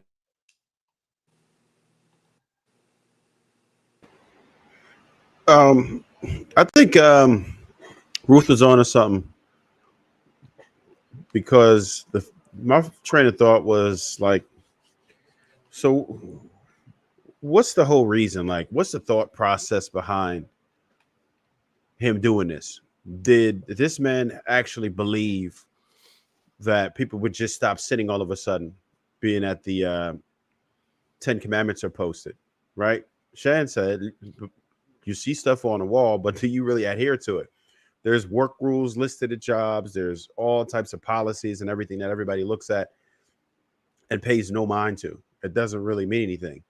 So with this, he knew what was going to happen, right? He knows that there was going to be a bunch of publicity behind this. That's just the fact. He had to know that this was going to ruffle some feathers. He had to know that this was going to put him on a map. He had to know that this was going to get a bunch of eyes on him to where it's like, oh, damn, what's he saying? And this is for his base. This is to ignite his base, right? To get people energized to be able to vote at this point. Because it's going to be ineffective as far as behaviorals. I can't see the commandments being posted with a whole bunch of rebellious kids who are going right back home to some fuckery and then going to come in. Oh, the commandments are out. Let me chill. That's not going to happen. The only thing that's going to happen is just going to get people to get angry about it. He's speaking to, this is like your typical dog whistle right here. He's speaking to the people who are angry at certain things, right? They see certain things happening in the schools that they are fed up with. This is a sign to say, this is how Republicans pitch it. This is the law. This is the order. That's like one of the main things that right wings will go for. They'll say law and order, law and order. This is just one of those things, law and order. He mentioned that the first law, right? Order. This is order. So that's what a lot of parents are looking for, because we realize the indoctrinations that happen in school, and we see what's going on. There's a whole bunch of other things that are being pushed in schools right now, and they're not having any parts of it. There's certain things that I send my children to school that I'm like, all right, I'm glad you told me they did that. Let me give you some real context. There's a whole bunch of reversing that I have to do sometimes after sending my children to school. So people want to be able to send their children to school and it be a safe place for them to learn and adapt some good behaviors versus a lot of the nonsense that they come back home with. That's the main issue. And I was just going to say that picture you had of a Whoopi was wild. Wow. So Trev, when what you was talking about was the cultural wars, pretty much. So there's an extreme divide between Republicans and Democrats, and I think a lot of people are single issue voters and then fall to the middle on most things. For somebody, it might be women's right to choose. For somebody, it may be that they believe baby deletion is murder or whatever, right? And they'll lean to one side based off of that, and they need some kickstart to get them re-energized, like you said, to re-energize the base. Like they were trying to remove slavery from the history books in Florida. They're trying to say no contraception and no baby deletion in another state, and there's a lot of things that are underpinning this is the society issues right now. So there's a thing called the white replacement theory, where due to the baby the growth rate of how many children are being born, that there won't be enough white people in the future. And because of that, now they want to take baby deletions off so they can ensure that these people are born. And then they'll take contraception so they can ensure that these people are born. It's a way to ensure that the bloodlines that you want to carry on are carried on.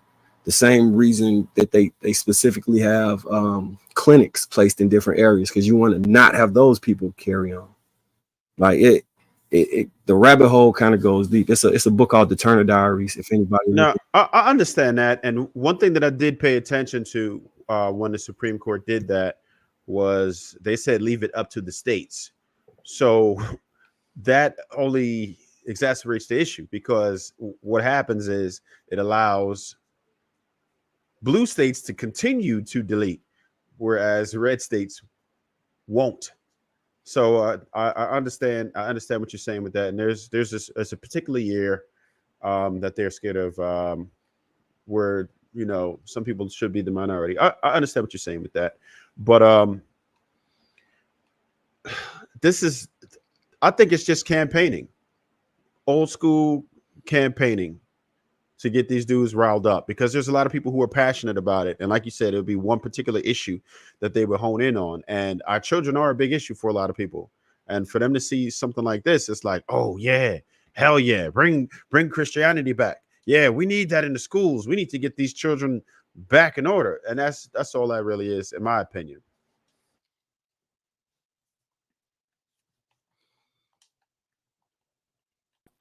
All right, let me see who hasn't gone yet.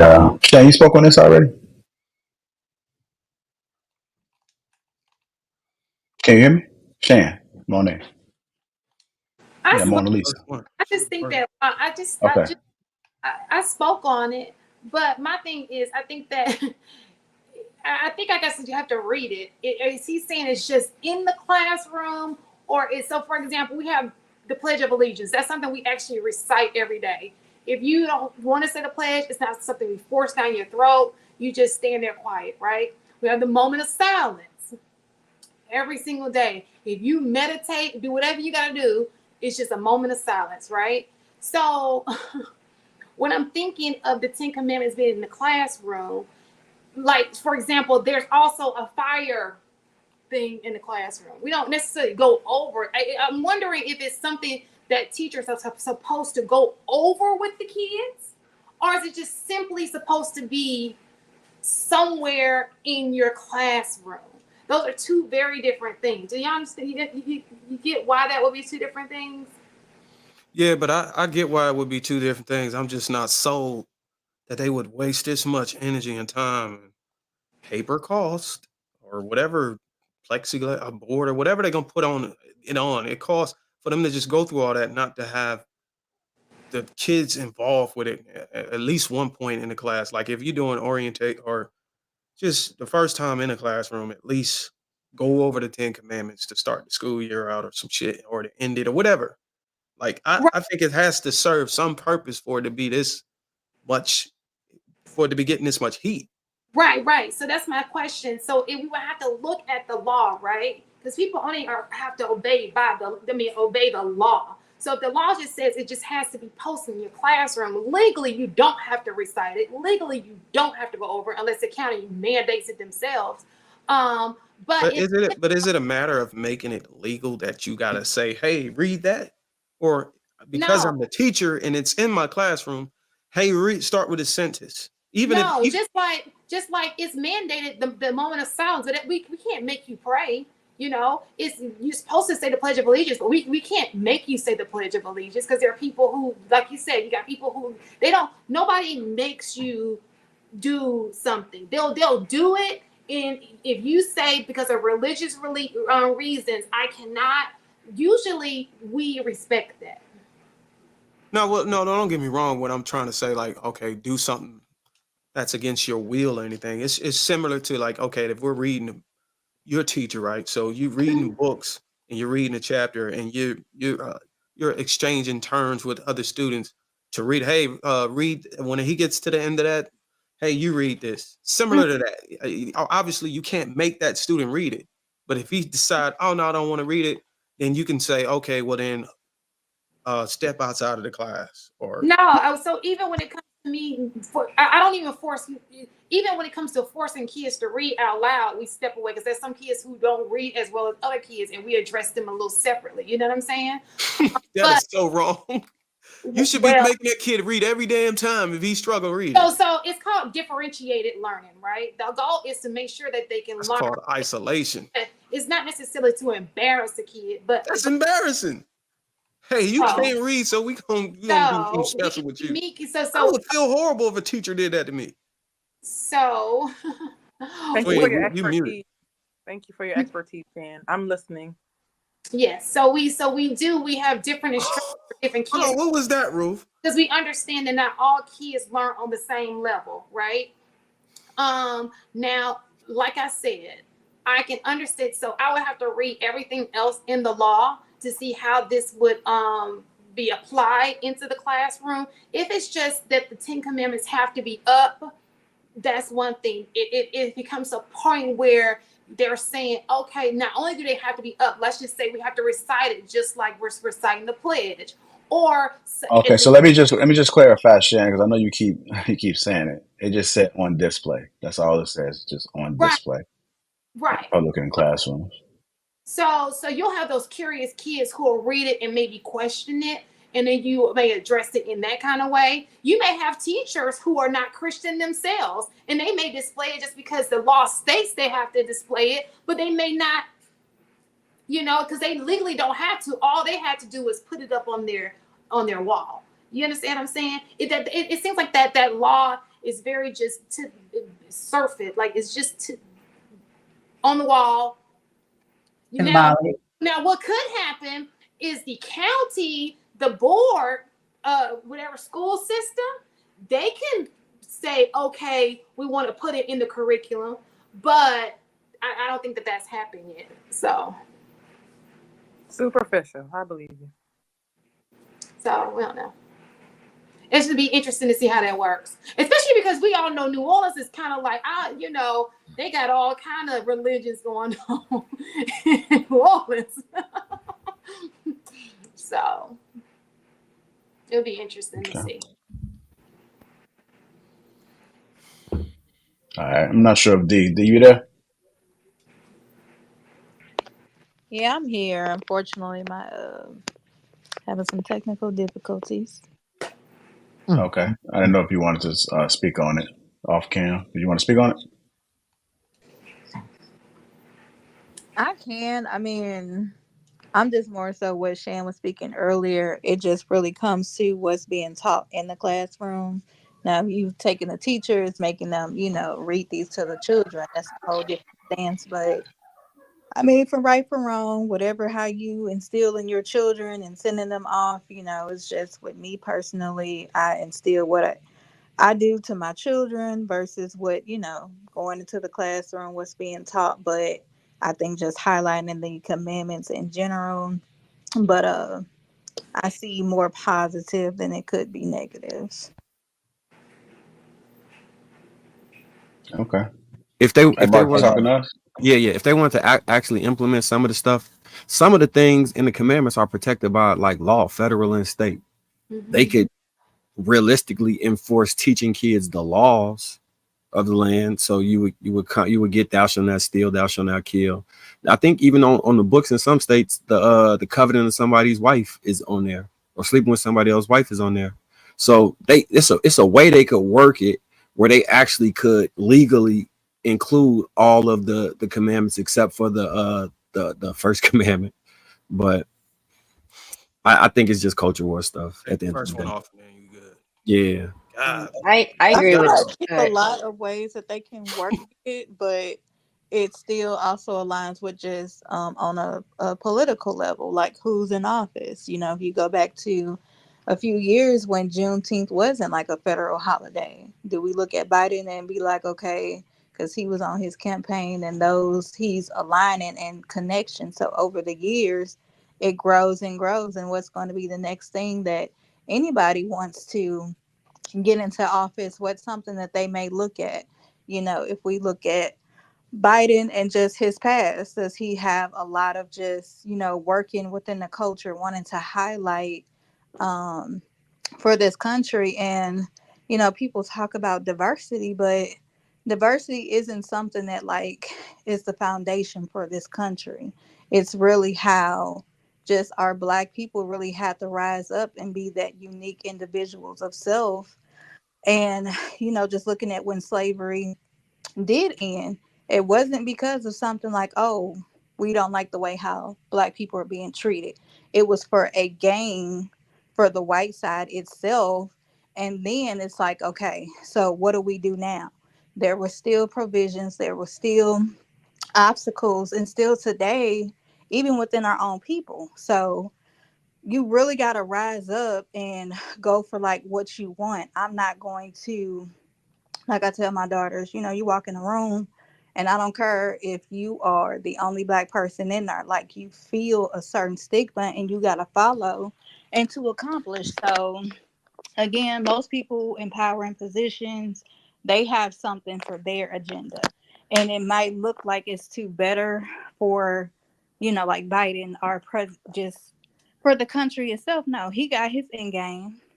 He's talking the talk.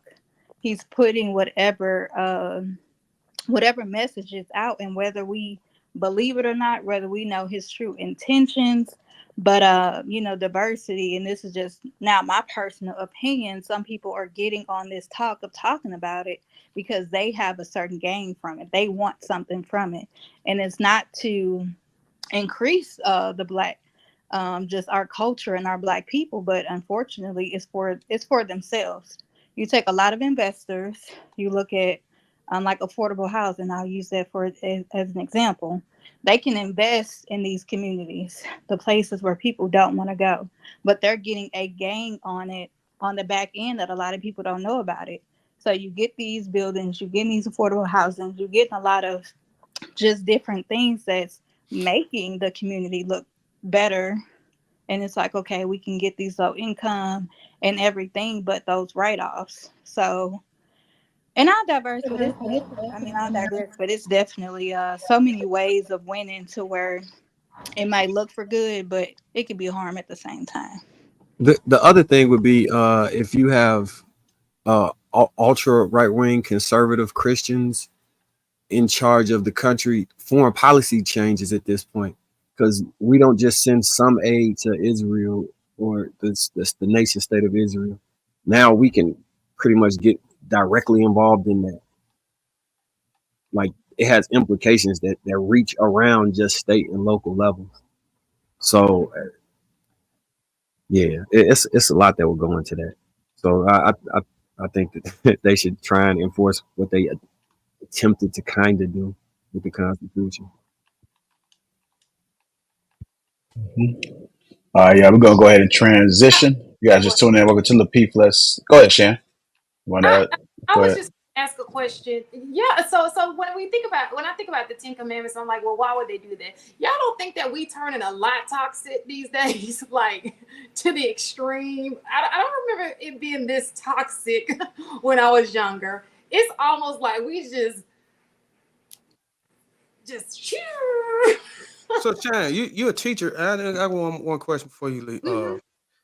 I would assume it was some other teachers on here too, right? Or you the only one on here right now? Okay, so when you teach the LGBT portion of education, I don't. That's why I'm clueless to what we don't teach that. We have so y'all don't have to teach sex ed or nothing like that or some shit like no that. sex ed out. We don't even talk about. So do schools even teach that, first of all, before I even? I don't think they do like they used to. No, at least in my system, they don't. Because I was under the impression that schools had to teach some Well, form they of did that. when we were young. Okay, so if they don't, then my point don't even matter. Yeah, I thought it was in. I don't address that in my classroom at all. And even when it comes to bathrooms, the girls go to the girls' bathroom, the boys go out. What you were born with, that's the bathroom you go into. Okay. So kids don't even learn about the LGBT until they get out of school. They learn from each other in social media. I think those are high selling points, Darwin, because like nobody wants their kids indoctrinated, especially into a sexual lifestyle at an early age. So if they could find one example of that happening at the school, they can publicize that as this is what's next for America. And it could very well be a trend, but it's going to be hyped up the same way they hype us up with renewed interest in reparations or renewed interest in the Asian hate crime or renewed interest in all these things. They do that every election cycle.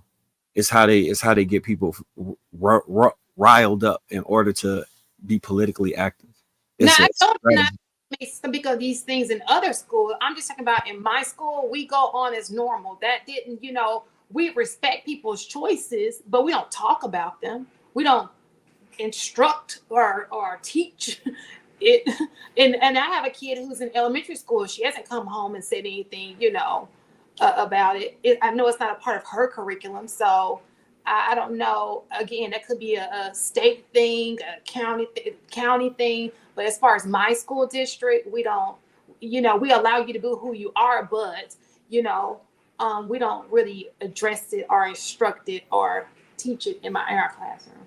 If you had a T student, a trans student, would they let it? What bathroom would they have to go into? Oh shit! I don't have one, so I don't know.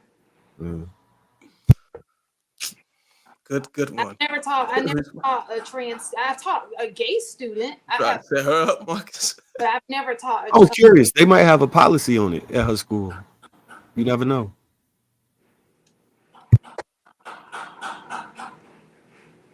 Is that clapping in the back or somebody? That is my. I got a lot of stuff in the dryer. Sorry, y'all. Oh, I thought somebody was getting. And I'm right back to the washroom. Nobody's clapping nothing over here, Chad. But yeah. So, but my question was, my original question was, y'all don't think that we're kind of like, just look at the way everything is going now. Y'all don't think it's like over toxic, like just a little bit? Yeah.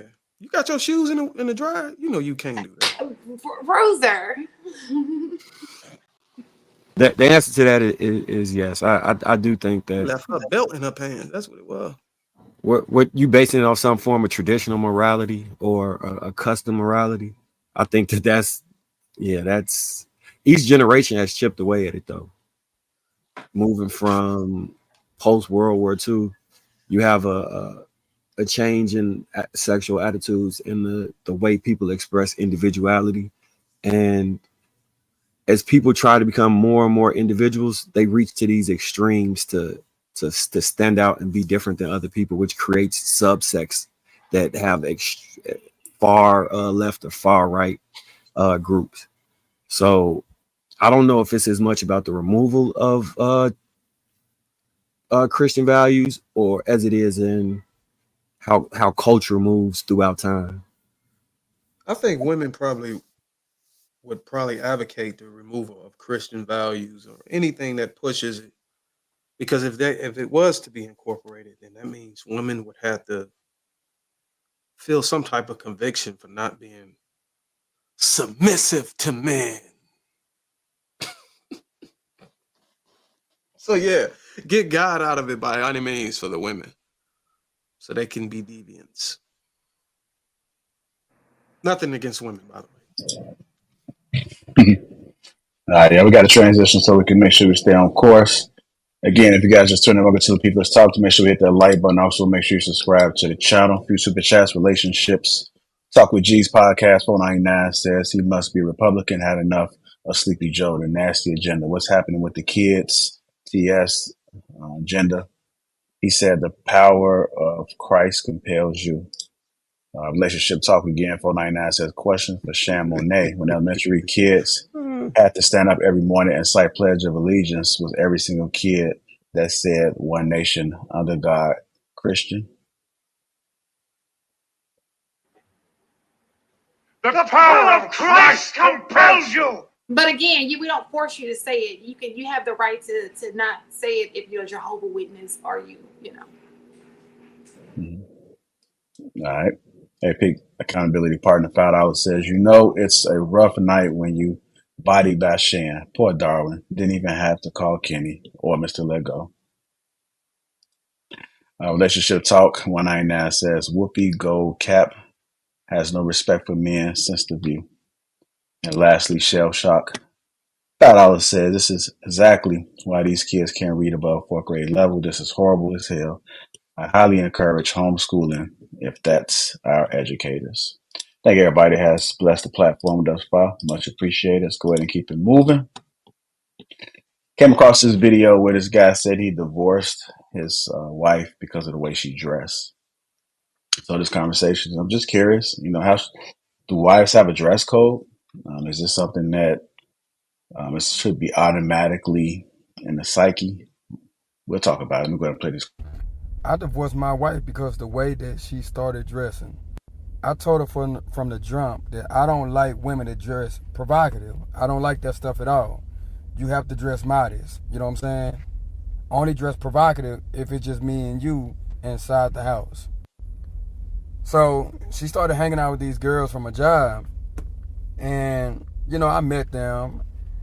And I'm instantly just thinking in my mind that this is not a good group right here. This is one of them groups where she's not going to want to feel like she's being left out and stuff like that. And I said, I don't think you should be hanging out with these chicks because all these chicks are single. You know what I'm saying? None of these chicks are married. Single women, they tend to get married women in trouble. So after about like a month, you know what I'm saying, of her chilling with these girls, she started dressing like how they was dressing.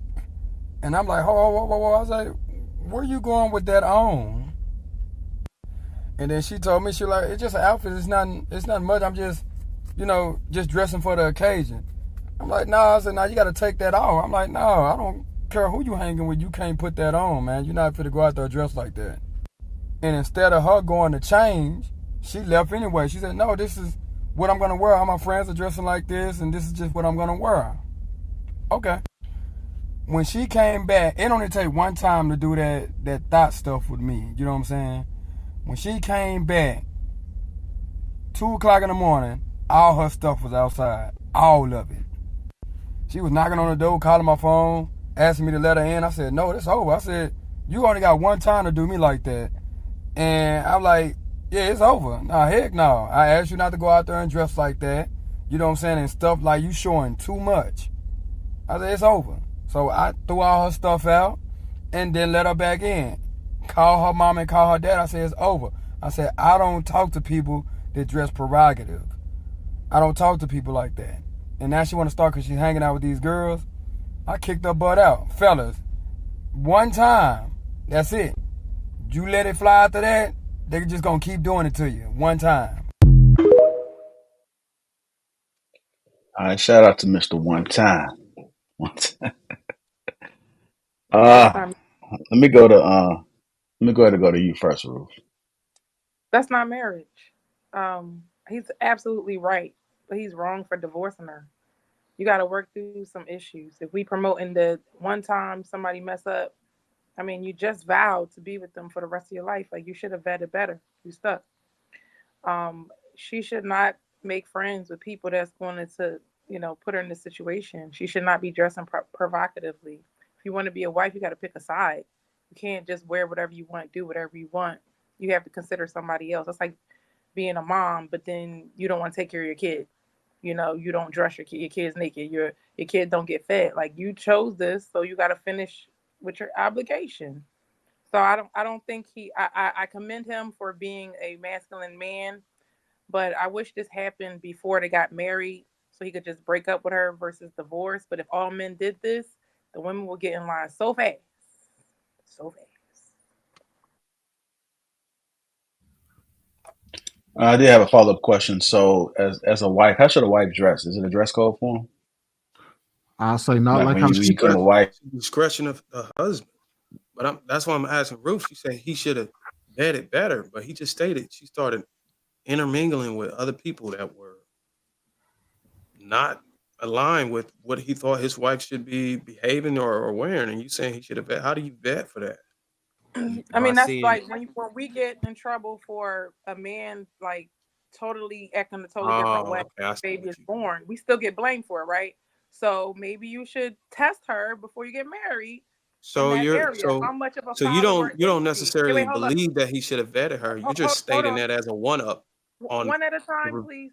One at a time, Okay, please. go ahead. I get what you're Yeah. saying though. I hear what you're saying, but I was talking to everybody. And what I'm saying is you should be dressing more conservatively as a wife. And he said you can dress sexy in the house. Therefore, you dressing for everybody else and you have no loyalty to him. So stop trying to show everything. And if you don't want to be a wife, just don't be a wife. If you don't want to listen to anybody else you want the man to listen to you, but you don't want to listen to the man, that doesn't make any sense. That's not a marriage. It's one-sided. So the woman is absolutely wrong. Stop making friends. Like, you want friends so bad. Like, are they going to sleep with you at night? Are they going to pay your bills? Are they going to help you out? Are they going to bring you some soup? No. So stop picking women like that's catty and annoying. They annoy you, but you pick them over your man who's your life partner. It doesn't make any sense. But if we run around and divorce each other this fast, I don't know. I really don't know. To Ruth's point, to answer your question, to address it, he did say that she's the type that's easily influenced by her friends. So so he did vet her, but he ignored that one thing about her. And I think, he attempted to get in front of it by not. Yeah, he said it at the beginning. He was like, "Yeah, my wife is the kind that lean in and go with the crowd or something like that. That she's easily influenced, and that's why he tried to keep her from hanging out with him, because he already knew, like, if you hang out with these girls, you're gonna start adopting a lot of their habits and practices." Now, to answer JR's question, I damn sure wouldn't want my wife to come out like how she dressed.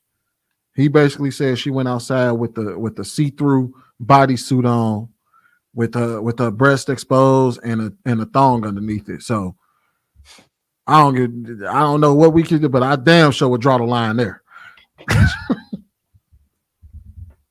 So when we talk about vetting, I know some people may think that, people are going to be independent spirits and there's nothing you can do to catch that. But like Sweeney said, you 100% could see that by seeing somebody that's easily influenced by people outside of you. I should be the biggest influence within my household, honestly. And if I'm dating somebody that I can't influence in that manner, we're not dating long time. It's just smashing. Like, oh, you don't want to listen to me? That's cool. I'll keep hitting. You go about your business. If you want to actually be taken seriously, I can't protect you if I can't tell you what to do. If I can't tell you, hey, don't wear that outside, I'm gonna wear what I want to wear. And then you get put in a situation that becomes dangerous to you. And now I'm trying to play catch up. Part of my protection is preemptive, like stopping of things. And you walking around in the thong, although you should be able to be in this world and exist freely and safely, it's not the reality we live in. And if I'm going to be able to protect you, I need to be able to enact measures like, hey, don't go to this space at this specific time. Don't hang around these specific men for this specific reason. If I can't tell you those things, I can't wife you. I can't do number one night you like that. If that, at this point, it's safer to just leave people alone. I've seen these rising STD rates. So yeah, if you can't listen to me, then we can't be together. In the end of the story. Because not listening and then expecting somebody to go crash out for you when shit happens is a bold fucking move. Wouldn't it be better if a woman could just police herself instead of having to depend on the man to tell her what's appropriate and not appropriate? Well, that's the thing though. She should be able to police herself in that aspect and know not to wear something. But if you're right, like she should be able to. But if I'm telling you, hey, because the reality is, just like y'all know that men can be oblivious to women hitting on them and shit like that, and y'all got y'all intuition. Men, we have our intuition as well that women may not recognize. You may not recognize that this type of environment might yield different results, so I don't want you to go up in there. You thinking it's just you just trying to have a good time, and I'm telling you, nah, there's some fucked up shit that goes on in that club. I don't want you going there. So I get it, but that's what we're here for. We supposed to be able to. Sorry. Go ahead. Go ahead.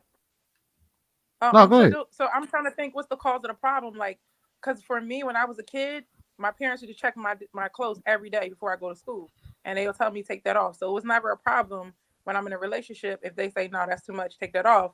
I was like, you know what, you're right. So does that mean that dads are not? Either they don't have a dad or their moms are not telling them like take that off, change your clothes, because maybe that person never had that in their life. I'm just trying to think of why is this happening in the first place. Well, in this particular situation, she valued her friend's opinion over her man. That's simple as that. She wanted to impress her friend. She wanted to hang out with her friend, and she valued their opinion over her man's. So when he told her, don't wear that, she said, fuck you, I'm gonna wear it anyway. Disrespectful. But my question is for the dads. Like, do you think dads are not telling their girls that? I'm quite sure her dad told her don't wear no shit like that. It don't matter. It doesn't. It don't matter if you go like you got to understand.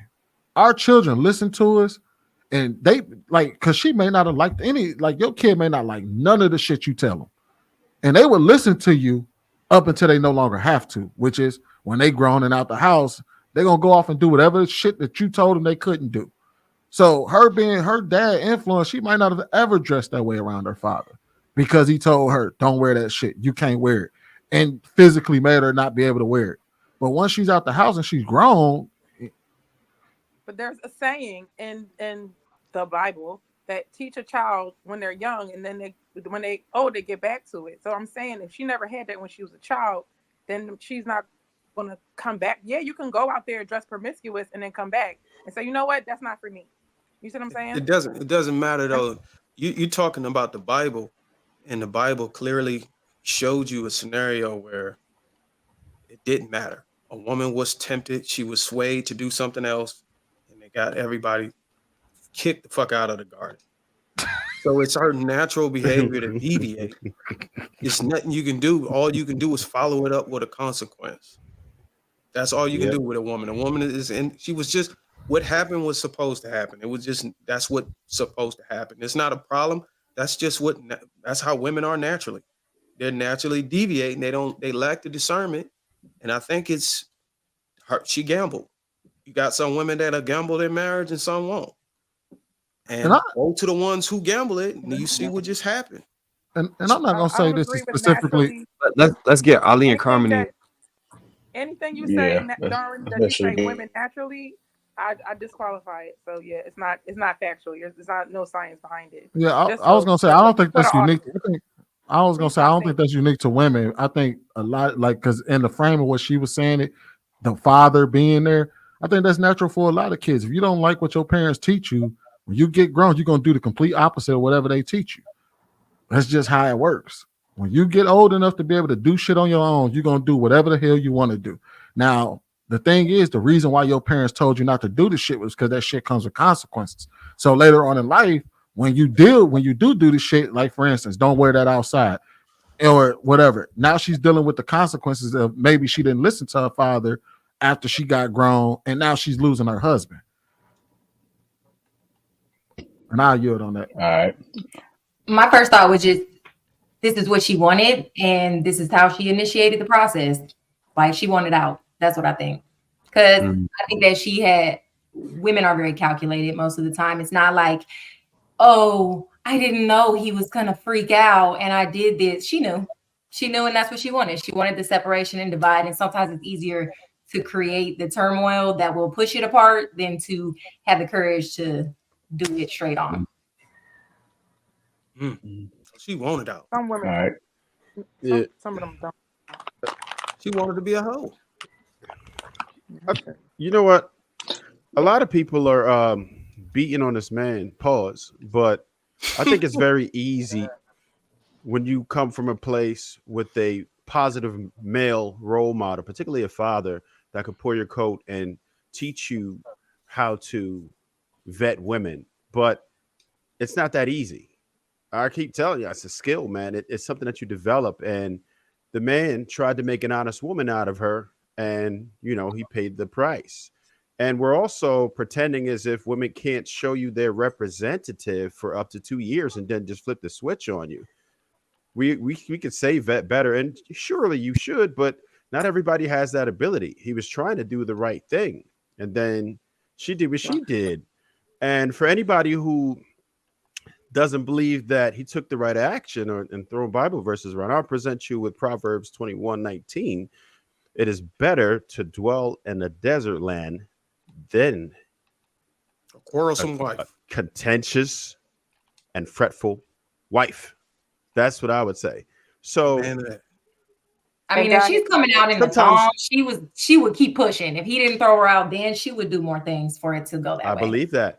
I think that's not out of the realm of possibility. It is probable that she probably was gaslighting him and just said, you know what, I'm about to get him up out of here. It could be, but either way, I feel like he reacted correctly.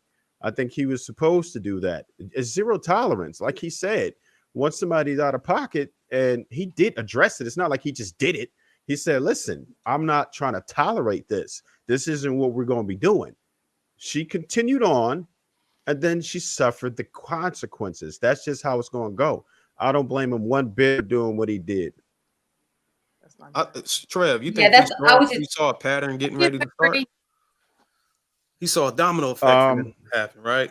Yeah, absolutely. Yeah, it was going to get worse and worse because once you let that slide, it's a wrap. She already know what she could get away with it. She was just going to start running. I'm gonna use one of Sweeney words. I guarantee she left that club and she came home with some DMs and new Instagram follows and a couple of numbers. Safe to assume. Ass and Guaranteed. that body. Damn right she did.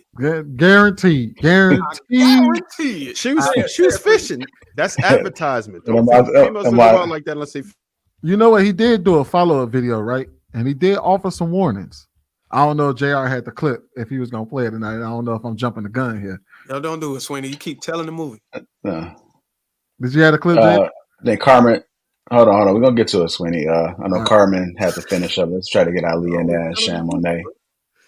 I was just gonna say, like what Trev was saying, that was my point. He just saved himself time because that's what she wanted anyway.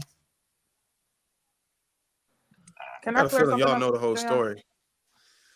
Hold on, I'm gonna go to you, Ruth, in a second. Let me just get the other people in, and I'll come right back to you. Yeah, hold on, Ruth. Go ahead, Miss.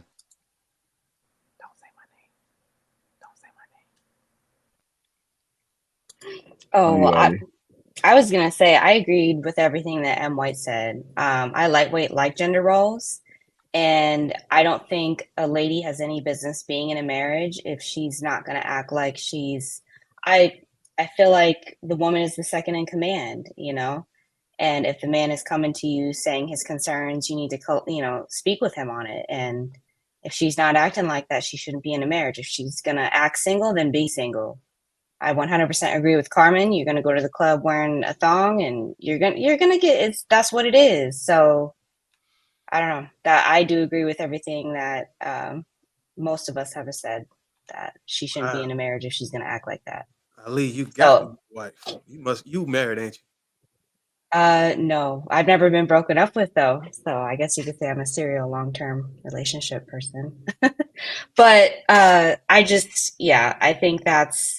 think he handled it right. He voiced his concern. He was explaining it to her about the people that she was being around, that if they're going to drag you into this and you follow, then I'm out. And that's, he followed suit. So I'm all gas, no brakes too. So it's like, I'm with it. Like, you can't waste time. So, and she was going to keep doing it. It was pretty obvious. So you order one outfit, you're going to order another. She already had another one going on in her mind. I'm a woman. I already know how this works. Girls in the group text, they're going to plan another night, go to another club, this and that. They're going to plan who's going to be there. And then it's a domino effect from there. It's game over, and the other girls already know that there's other dudes that are going to try to talk to her and this and that and the third. So that's how it goes. That's what I was going to ask you, Ali. I'm glad you mentioned that, because I was going to ask, like, how the hell did she get that outfit into the closet? She probably ordered it. Come on, Friend's address and went over there to get dressed, huh? I'm going over Wilson now to get dressed. We're gonna all go over there and beat our faces together. You don't She know left how. out with an elegant dress and came home with a. Hold on, you don't know how the cat suit made it into the closet. She snuggled it in her. No, it was for him at first. It was some shit that he. Oh liked to see. And then she wanted to wear that shit outside. That's grooming. Ain't that what y'all call grooming? Well, her Fashion Nova cart or whatever probably has a whole bunch of stuff in it. The entire time he's telling her to stop, I like how y'all trying to play her on her finances. Y'all just immediately went to y'all. No, it was probably Rainbow. About financial. That's what Chanel. Y'all just like, she probably went to, that's what I would do. I would go to Fashion Nova. How do y'all know she got the same tax bracket as y'all? Because maybe I missed it. So did he kick her out, right? Yeah. Mm-hmm. I don't agree with that. Huh? I don't agree with that. It's always one. God damn. I mean, she not acting like a wife, and she switched up after 10 years. Like, you're gonna dress conservatively, and then all of a sudden show up with your ass out and your titties out. Like, what? It'd be different. Like, okay, different strokes for different folks. We all know couples that already dress provocatively from the beginning. That's a bit different, and then they enter the marriage and they're like that the whole time. But it's like, if you switch up 10 years down the line and you start acting brand new like that, oh, I don't like that. No. Okay, so it goes both ways. That's not the part that I didn't agree with. I agree that he had every right to divorce her if that is his stern boundary. I do not agree that she, as his wife, at that moment, came home in the middle of the night to her stuff being outside. Like, you can't go into the house. Because even swatters have rights at some point. I do believe that he should have hit her with some divorce papers. She had to be somewhere safe. He should have went through with the, hey, I said what I said. Divorce papers. We're going to figure this thing out. I'm done.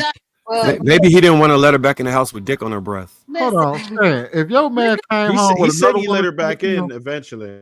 If she was eloquent herself, maybe she could have deserved that courtesy. But if she's going to come home not like that, then. So my thing is this. If I live in a household, that means I've contributed to a household for 10 years. You're not going to kick me out the house. It's just not going to happen. Okay? Like, you Women just do it. So we can definitely get a divorce. And I'm not saying that what she did was right. I think he has every right to divorce her because that is, she should definitely not be dressing like a hoe that was a red flag, and he has every right to leave. What I'm saying is, even as a man, I come out and I throw all your stuff out. I don't think it's either way.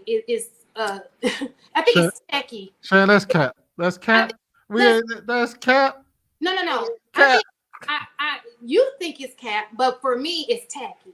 That is cap. You know damn well if your man. I'm gonna tell you right now, in my neighborhood, I don't care what y'all going through. I better not ever walk outside and see in these houses, yo, you got shit outside the door. I don't care what he did to you, better handle it in a more conservative way because that's tacky. That's some ghetto ass shit. Get your horse, but we ain't gotta see it. Throw it in the backyard. Throw it somewhere we ain't gotta see it. But that's tacky. So Shay, you know your man was out there playing around on you. Lock the door. Exactly. You gonna kick his ass out. What I'm saying to you is he said he threw her stuff outside the door. So are you just contesting the throwing the stuff outside the door, or the kicking out part? No, I'm not contesting the divorce. I'm not. No. I said something. I said I was very specific. Are you protesting the putting the shit on the other side of the door, or him kicking her out the house? Right. So my question is, if she lived there for 10 years, is not their house, or is it just his house?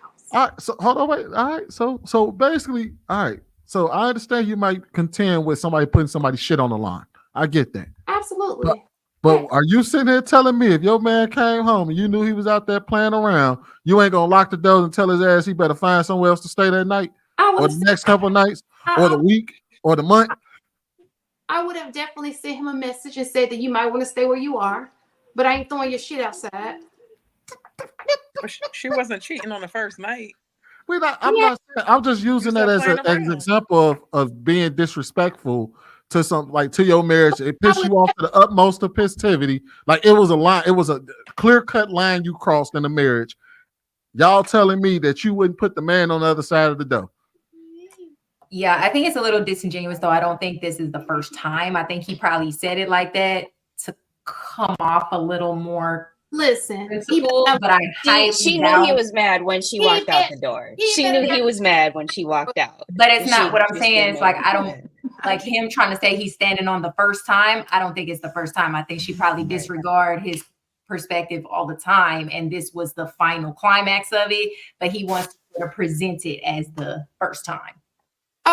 So again, I have no problem with him divorcing her. I have no problem. She was absolutely wrong. Doing the stuff outside on the front porch, like somebody getting evicted, or that's tacky. Would you kick them out though? You wouldn't throw their stuff out, but you would definitely kick them out. So kicking out is fine. Locking the door, changing, that's fine. But kicking, so that's what you're not understanding. I have no problem with the consequence. I'm just saying how you're handling the consequence. That's tacky. Well, no, that's what I was just trying to get an understanding of. Is are you saying that the kicking out? Other people in your business, what go on your household should go on in your household. It shouldn't be on display for the world. You understand what I'm saying? Her ass was out for display on the world. Just don't come to my neighborhood with them shenanigans. That's why we be like, right. Okay, I get what Shannon is saying. She's saying if you go kick a motherfucker out, kick them out silently. Don't be having they shit on the lawn and stuff, bringing down the property value. Walk around and like, what's going on? What is this tacky going on here? Yeah, you better kick them out silently. You better pull up you better make sure that you pack the shit in the nice. Put it in the backyard, not the front yard. We need no tacky drama. And don't give her no panty liners. Tacky. All right, let me check on D. Hey, D, you there? D, you there? Okay. All right. What are your thoughts? I mean, respect, when it's just coming to just being a married person, representing, just stepping out. So, I mean, again, however, he has a right to what his woman is representing him, and the fact that she's debating and going again. So he definitely had every right to take the route that he did. But, unfortunately, so I'm all for what mostly everybody been saying.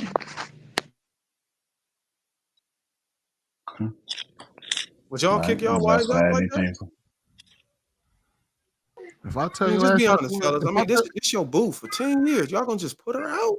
If you go outside and some shit I told you not to go out in, and you go out naked looking like if you go out and some shit I told you not to go out in, you better stay out there. So you ain't gonna fight for your wife. You ain't gonna fight to fix it. Come on, Bruce. We just had this conversation on King Talk the last. I'm just wanted to be on the record. So I just wanted to be on the record. Y'all gonna send y'all wife out there, kick her out the house. 10 years. If you go out there on some bullshit, expect some bullshit. They lied. So then, did you say that that's controlling? Huh? I was saying, would you guys say that that's controlling? If you're telling your wife what she can wear? It is absolutely She can and can't control. wear? But that's the one thing. That's one form of control I'm glad to have on. It's so extreme that it's like. No, I'm with Marcus. That's called safety. I gotta see the outfit. It's called protection. I don't give a damn if I don't want you out there because I don't want you to look a certain way or if it's for me. How Marcus articulated that, bro. If you listen to how he broke that down, how he parsed it, you would concede that it's more of safety and protection than it is control. It's not controlling, it's common sense. Can I clarify what I had to clarify? He kicked her outside in the middle of the night. Sense? No, but he also divorced her. That's the other thing too. I just wanted to say that earlier I said something about the fathers. I'm not blaming fathers. I'm just saying if I just knew of a father who just let his daughters dress any kind of way. And I'm just like, is that a trend? But most likely happening is that the moms are saying, oh, that's cute. Oh, they're wearing like little bitty clothes too. So if you do that every single day, it's not going to bother you. And if you raise your daughters to dress like that, it's not going to bother them either. So if you're not starting them out, when they're little and you let them dress any kind of way, it's going to affect them when they're older. So yeah, it might be the moms doing it, like, because that's the only thing I could see. Because dad's not gonna let you come out the house looking like that. So either her dad's not involved, or she's just not used to people telling her what to do. But this is all the stuff that is missing, and you have to look into that. So when you say you vetted, did you vet properly? You can vet somebody, but you didn't vet them properly. But if the shoe was on the other foot and it was the woman that picked a guy, and then 10 years down the line, it's still her fault. That's why I'm confused. Why we got to be accountable, but I ain't gonna go there tonight. But I'm with Shane on that, kicking your wife out in the streets like that. I get it. She did something egregious. I'm gonna handle mine a different way. I might even fight a little bit harder than he did. I think JR called him Mr. One Time or some shit like that. But I might even fight for mine a little bit harder, especially if I got kids with her. You know what I'm saying? We might not be intimate or something like that, or sleep in the same bed or some shit, but I would most definitely try to figure out how to keep the household together so we can raise the kids until they out, and then deal with it then. But I ain't just gonna throw my wife out like that. Bruce, you giving her the old heave ho. I don't even know why you over here. I don't know why you and Shan up here, Cap. You would give her the old heave ho. No, man, not my wife. Not wife for 10 years, man. Especially if she had my kids, bro. I'm not just gonna throw my wife. You tell your wife not to go outside in the outfit, and she say, I'm going out there anyway. And then she come back with what did Marcus say, with some dick on her breath? See, now you added shit. That wasn't the scenario. You added that. I don't know if that was you or Marcus. You added that. That was clearly Marcus. Because I'm not smelling nobody's breath when they come in the house like that. Trust me. No panty liners. I'm not nothing. Hey, can we take a shot? My I guess okay, but I guess the question would be is like, how do you guys know what it smell like? They sound like they know, don't they? Yo, Marcus, you gotta answer that. It was Marcus at the naked party that said that. So tell us more. Was they at the party? Let me help Marcus out. Tell me if I'm right, Marcus. Let me help you out on this. So the way you would know it was she smelled like some dick on her breath, because she done sucked the dick before and you done kiss in the mouth, so you know how it smell. So y'all saying y'all smell? I need you to say yes or no, Marcus. Oh wow, bro. No, I need you to answer that. Y'all are wow. Can't win this one. Because I don't want to be left on the hook with the last person. It was just a joke. It was just a joke, bro. Okay, it was just a joke. Cut that out of the video, Lapeef. That's a 1 minute banger. It was You don't just leave me on the island like that, bro. You supposed to be like, you supposed to stop me or some shit, bro. Like I didn't know where y'all was going with it. I was just listening. I'm Look, trying to make you know me. look, I'm just I all right, didn't. I'm I gonna didn't want to know redirect. where y'all was going I'm gonna with it. redirect. I'm gonna redirect. At the end of the day, Trying to be a bully. at the That's end how of it the turned out for you. if you had a wife that you could trust, that day she fucked your trust up so bad, she might as well have been doing everything under the sun outside. Because I can't imagine that conversation, how that would be. Her just saying, "Nigga, I don't care what you saying. I'm gonna do what I want."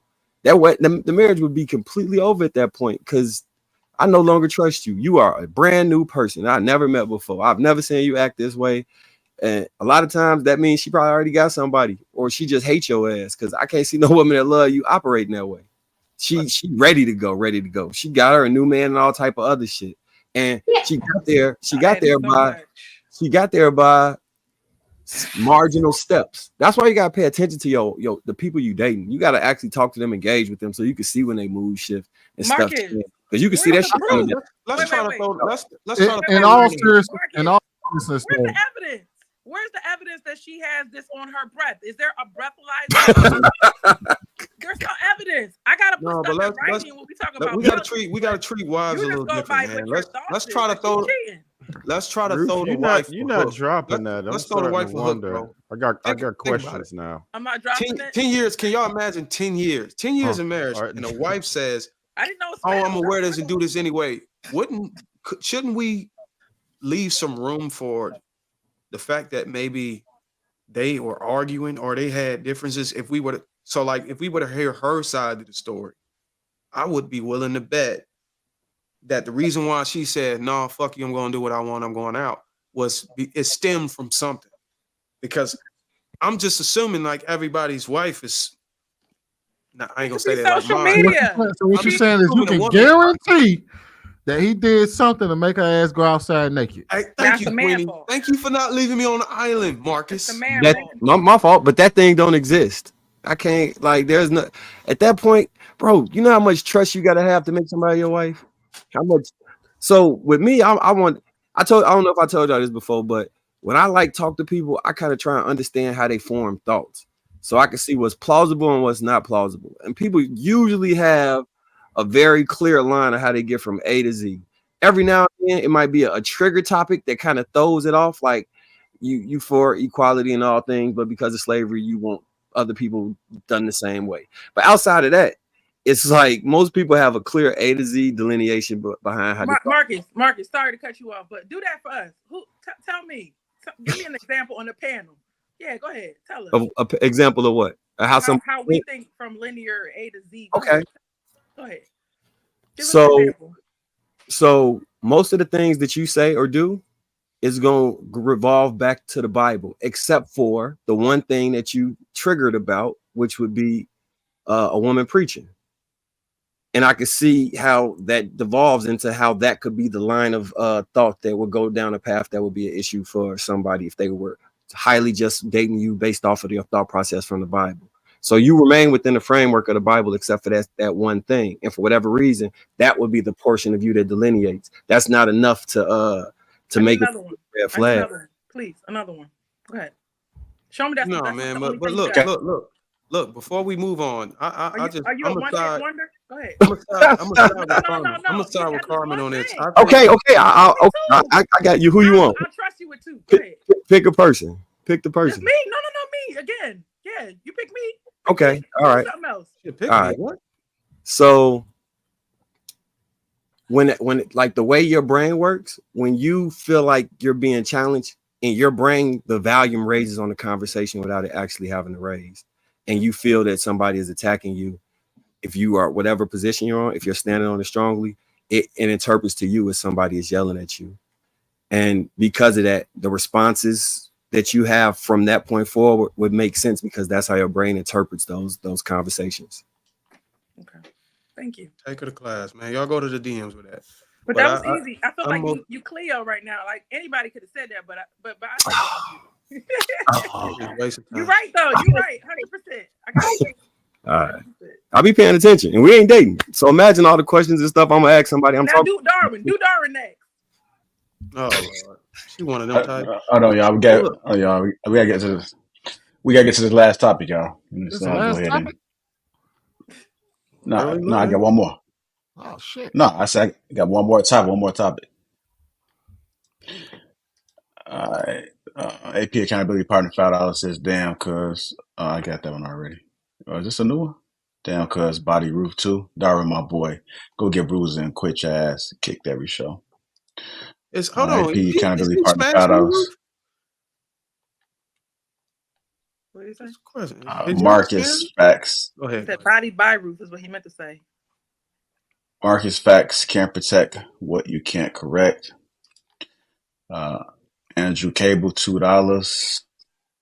Andrew Cable again $2 says, can we hear Carmen speak? Calling you out, Carmen. What you want me to say? Carmen probably have a lot to say. She'll probably have a lot to say on the next one. You Guys, just tune in. Welcome think? to Lapeef. Let's talk. Let's make sure we hit the like button. Also, make sure you subscribe to the channel. Just got a quick question before I play this video. Is it rude to ask for a woman's age? Is it rude? You asking Is it now? rude, ladies? I'm asking everybody. It's Carmen's turn. I'm asking everybody, just in general. I'm not offended by it. I mean, I think some No. people think it's rude, but it doesn't bother me. Okay. Anybody else? I don't think it's rude. I volunteer my age, so you know what you're dealing with. How old are y'all? Here we go. 32. Oh, I'm 36. I don't know. I don't think it's that. I don't know. I don't think they've been making a big deal of that for like the last 20 years. That's because body count took the pressure off. I was about to say that I'm more worried about the that You question. worried about your body count? I'm not worried about that, but how rude, how intrusive people want to be, like right off the bat, how many kids you have, like stuff like that. They be like asking that on like the first breath. I don't. Yeah. And I think there's been I'm sorry. I just lost my train of thought. I'm sorry. But I was gonna say like almost like if a man asks you your age like right away, it's like you could tell how much of a gentleman he is. So that's the part that throws me off. Like I don't mind answering the question. I don't hide from my age, but then also you know that person's probably judgmental too. Sometimes. How old are you? I'm not answering any of his questions. Anybody else want to? I tried to be a gentleman. How old are you? I think I've in been the age, already told y'all. Okay. Did you ask me, Trav? I am 39 years old. I'll be 40 in 2 Wow. You do not look 39. You look like you're in a time capsule. No, you old don't do I look 39. Like 29? Younger. 30? You ain't gonna play that danger zone sound effect? I used to look 27. I'm getting older. I think in the age of social media, and I think a lot of people's ages are just known at this point. Like especially with like dating apps and online dating and all of that. I think we should. I think it's absolutely irresponsible not to ask what your age is, just in case you are underage. You kind of need, just for safety reasons, to make sure that if you're trying to pursue someone romantically, I think you should ask the age right off the rip. So every time you, well, I can tell you this: when a woman gets closer to 40, her top lip starts to separate from her nose a little more. What the fuck does that mean? I mean, if you look at her mouth from her nose, she's got age on her. It start to drop. Her lips start to sag down. That's why they use. That's some old people shit if I ain't never heard it. That's the truth. Look it up. He's probably wearing diapers right now. Bruiser, how old are you, man? Too much because he's my age. I think about to be 38. If that's the case, men's nose and ears don't stop growing when they get older, and they just get bigger and bigger. Bruce, If we're gonna say that, Bruce, your dad got to be like 70, ain't he? 66. And in men's feet too. Oh. They all never How old stop. are you guys? How old are all of y'all? I'm 30. I'll be 35 in August. I think I'm 41. You think? 41. I think you're the oldest, Ruth, aren't you? No, I'm the oldest. No, Shan got me. Damn. How you gonna just shit socks at Shan? Like, I am older than you. got hit with a stray. That's a blessing to me. I love my age because y'all on some other stuff. Where your gray hair at? I love the generation in which I was born. This generation, oh God. What's generation? I'm just saying, y'all be on some other shit. They said this was the worst generation, and she just said she loved it. I mean, I enjoy my life. And So shit, how old are you? I'm 46. Oh, okay. 46. Nothing. Some people don't make it to 46. What? In what country do they not make it to 46? A lot of people. You talking about making it to 46 without kids? Is that what you're talking about?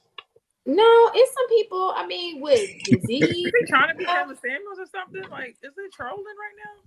That's crazy. Who's that talking? Why is my computer not charging? This sounds like some after hours shit if I ain't never seen it. What is wrong with y'all tonight? I'm about to go and play this clip, man, and then we'll go ahead and get into it. Yeah. Why is this not working? Somebody gonna ask him my problems Leo. over there. Hearing voices. Yeah, I'm a Leo. Somebody asked if you who? If Leo. I was a Leo, I'm like, yeah, I'm a Leo. Leo women usually love me. Kept that to yourself, bro. That was not even interesting. I'll be 45. This nigga really is trolling. No, What's wrong you with said, you you said tonight, somebody man? asked you was you a Leo. I thought that ain't had no correlation to what. Why I don't even know. Are we not talking about ages and shit? Ah, here you go. You really are trolling tonight. All right. Now go ahead. Go. All right, I'm about to go and play this clip, y'all. Above 30, you should be pregnant. Yes, now. I'm above Stage. 30. Okay. And what do you do? All right, so Driva White Man. You want to know what it was? She wasn't acting her age. As soon as she said that bullshit, it's giving. That's when it was like, and you over 30? Oh, no, you acted. Nah. I just want to send a She was worried about the wrong shit the whole time. That's irritating. Yep. I want to send a shout out to the brother in the front, who was wearing what I believe might be his traditional or cultural garb. I thought that was pretty dope. I love to see people like expressing like they heritage in that way. I thought that was really dope. Dude usually has some good takes. This is like the second time I seen him on the show. He like emotionally intelligent man. Yeah. He's very specific about what he's looking for, and the fact that he like presented himself in that manner, to me, I think that spoke volumes, especially when a lot of people don't feel comfortable coming outside in different ways that aren't like the average person is wearing. So yeah, shout out to him on that one. Hey, Marcus, did you see the follow-up when he did match with that one girl? Nah, I ain't even see it yet. I'm gonna watch it tonight. Yeah. That was pretty dope. Dude pretty cool. Yeah. The age thing. So they was talking about that. Yeah, I feel him though. Like, what she has a reason for it, but I doubt that the brand's gonna be like, oh, she turned 36. We ain't messing with her no more. She may feel that way, but I don't think no brand's really gonna operate like that. I could be wrong. I'm not passing no brand deals out. I mean, quite honestly, it seems really bizarre because you would think that you would want to showcase that you have experience and you're older if you're doing brand deals. Like, that's a flex in corporate America. Like, you look young and you have this experience. Like, it didn't make sense to me when she said that. You know what else made it kind of goofy though? Like, you didn't have to make such a big deal of age then. If you didn't want to have to reveal your age, because that's where, like, any normal person would know that that's logically where the conversation will lead is, okay, then how old are you? Because you made age such a big thing that you started disqualifying people and, oh, no, I thought you were such and such. No, I can't rock with you. And then it come around to you and everybody like, okay, well, then how old are you? And she go, oh, I'm just over 30. Like, are we children around here? So you just gonna walk down this aisle and disqualify people because of their age, and then when we ask you how old are you, now you want to be all hummed up and everything? That's just goofy. And I'm sure that the man just didn't want to say that, but that's the vibe that I got when I listened to that. I'm like, oh, there's something wrong with this woman. Would y'all have popped y'all balloon on her? Damn right. I would have asked her, say you over 30. That could be 31, 50, 60. Like, damn. I mean, I ain't gonna say that. I would have been like, I mean, are you closer to 40, 35? Which is it? I mean, you ain't gotta tell me the actual number, but damn. Like, I would have popped it on her too. Yeah, that shit was immature shit. Yeah. Yeah, at that age, yeah, over 30. She probably so used to the talking points online about hitting the wall. She didn't want nobody to say nothing about her hitting the wall. But you think that's what it was? You think she lied? You think the brand deal was bullshit, right? That was yeah. Because why she ain't say that in the very beginning? I think it was nonsense. I think it was nonsense because when you think Conjured up about it, that lie, bro. like you're going on a dating show, your age is obviously going to come up. You can't think that your age is not going to come up. You can't expect it just not to come up. I think it was nonsense. I wouldn't. I mean, I don't know if I would have popped it just based on that. I would have needed some context. She gave the context. It was kind of lame, but I don't know if it's enough to just outright disqualify her and think that that's enough to just make an assessment on how her mind works. She might just be sensitive about that thing. A lot of women are sensitive about their age, and that to me, that's not that important. It's not a straight up deal breaker, but I can understand if somebody's not with it either. So whatever. And he already got kids too, right? So I can't remember. Did she say she wanted to have a kid or she did not want to have no kids? She I didn't don't have know. She didn't have kids, but I don't know. I've never She seen. had none. Yeah, I never seen that. She show. said she ain't had no kids. I just think it was just it was extremely silly to make age a big deal, only to not want to reveal your own age. That's just silly to me. It says a lot about her as well. It's like, I want the advantage over you. I let social media dictate my life, or my brand deals, or my job dictate my relationship. It's a whole lot of red flags in that. But I also wanted to say, I love when men age shame. It just tells a quality woman like what you about, like off the bat. So yeah, the more y'all say stuff, hit the wall, blah blah blah, you still dating. Yeah, some woman's listening to you say that on the internet. So it goes both ways. If somebody hear you say that, and that's somebody that you could have really considered that a relationship with, but you didn't know her age before you got to know her. Yeah, that's definitely like, you already shown that you're judgmental, and just kind of like a person that likes to put people down. Damn. You said I didn't say it, right? You would have said I was saying she was worried about someone else saying that. So if somebody have an age preference, I mean, I think everybody's judgmental.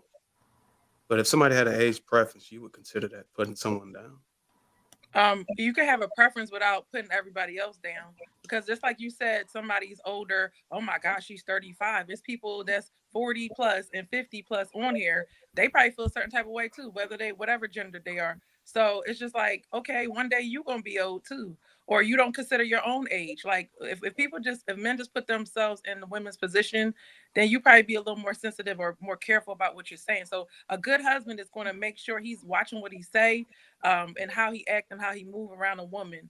So yeah, I don't think that she should, try to hold her age, or like I had a thing where guys were lying about their age. So I had to ask somebody about their ID. So it was like a reflex. I was like, I don't believe you. Let me see your ID. Because everybody was 50 plus, and I was like, they was lying. As soon as they hit 50, they automatically 53 and 55. I don't date older anymore, but at some point he was like, woman, you crazy. Why you asking me for my ID? But it's just like something that's there mentally, like something bad happened to her for her to be acting like this. I don't really get. What do you think is appropriate to lie about on a dating interview, knowing that the men will say stuff or the women will say stuff in context, like in the comment? I don't think you should lie about anything. Be your authentic self. So that way, if I don't work for you, I work for many other people, and that's fine. Mhm. Some people, like the very things I was so ashamed about, the person loved about me. So but if you have low self-esteem, you're gonna just automatically disqualify you. People around you is going to automatically disqualify you. So you just got to stand in it, and you just never know. That person might love you for that very thing. That's why y'all meant to be, because God knew that that's what you wanted. Oh yeah, I bring it back to the Bible and God every time. God knew how to raise that person up to accept you, and that's how you know that's the one. I would argue that those women disqualify themselves if they hear a man speak out his mouth and be a man and keep himself in a man's position and not put himself in a woman's position, like societies keep trying to force us to do, so we can change our sensitivity level, so we can change how we think. We change our mentality and suppress our own masculinity by putting ourselves in a woman's position. If you put yourself in your child's position, hold on, are you a child? I'll let you finish. Ruth. I apologize. I apologize. You're right. In a woman's position, please. So I think men need to stay in their position like they are. Speak your mind how you feel. If a woman self-disqualify herself, then that's That's one less woman or group of women you got to deal with. Stand on your standards, bro. The last thing you want to do is relax your standards, like the dude did in the previous topic, and end up having to kick his wife out of the house. He probably was as candid. I mean, I ain't gonna say candid. He probably was as tech as he could be in what he was saying and being careful. That's probably what he did. He probably put himself in a woman's position and had some grace for her. And now he's a divorcee. So I would argue point, Ruth, respectfully, no disrespect to you, but I'm saying we got to chill out with this. Men putting themselves in a woman's position so that he can have some match her level of sensitivity. They don't work. There's a double standard. We're different. Are you done? I don't want to interrupt you. Hold on real quick. Okay, now you can go. Thank you. Somebody was talking, but now I'm gonna go. And so when if you had a child and you put yourselves in your child position, like when you like want to yell at your kid, be like, you know what, when I was a kid, I don't think I fixed my bed all the time too, or I was stressed out too when I was a kid. That doesn't make me a child, because I think about somebody else. I have compassion for other people. If you're a Christian, you already know you're supposed to have compassion. You're supposed to treat people like you treat yourself. You're supposed to love your wife like you love yourself. So this concept is not foreign. Nobody said be a woman. Just think about, like, dang, if I'm her and I come home, whoever comes home first, like, how this gonna work? Like, put yourself in her shoes for a moment. It doesn't mean you're getting, estrogen levels are going to raise just to think about somebody else. That's all I'm saying. It's just called love and understanding. Yeah, you done? Okay. So first of all, I don't put myself in a child's position. What I do is, in order to hold on. I'm muting. You ain't got to tell me you muted. Just mute and be quiet, okay? All right. Anyway, so first of all, you don't put yourself in and I don't put myself in a child's position. What I would do is I remember when I was a child. That is not putting myself in a child's position. I stay in an adult position. I stay in a position of a father, but I remember when I was a child. That don't mean I'm putting myself in a position. Y'all remember when the plumber came on there? I'm sorry, Darwin. Was you finished? My bad. Say sorry one more time. I said the same thing. But okay. I'm just kidding. Go ahead, bro. No, y'all remember when the plumber came on there? Weapon X, that guy that was like, "You unqualified, baby. Little hair on your arms, baby." You know who I'm talking about? Yeah. So, dude, his first thing he went up there and said is, "I'm looking for a woman that's not promiscuous."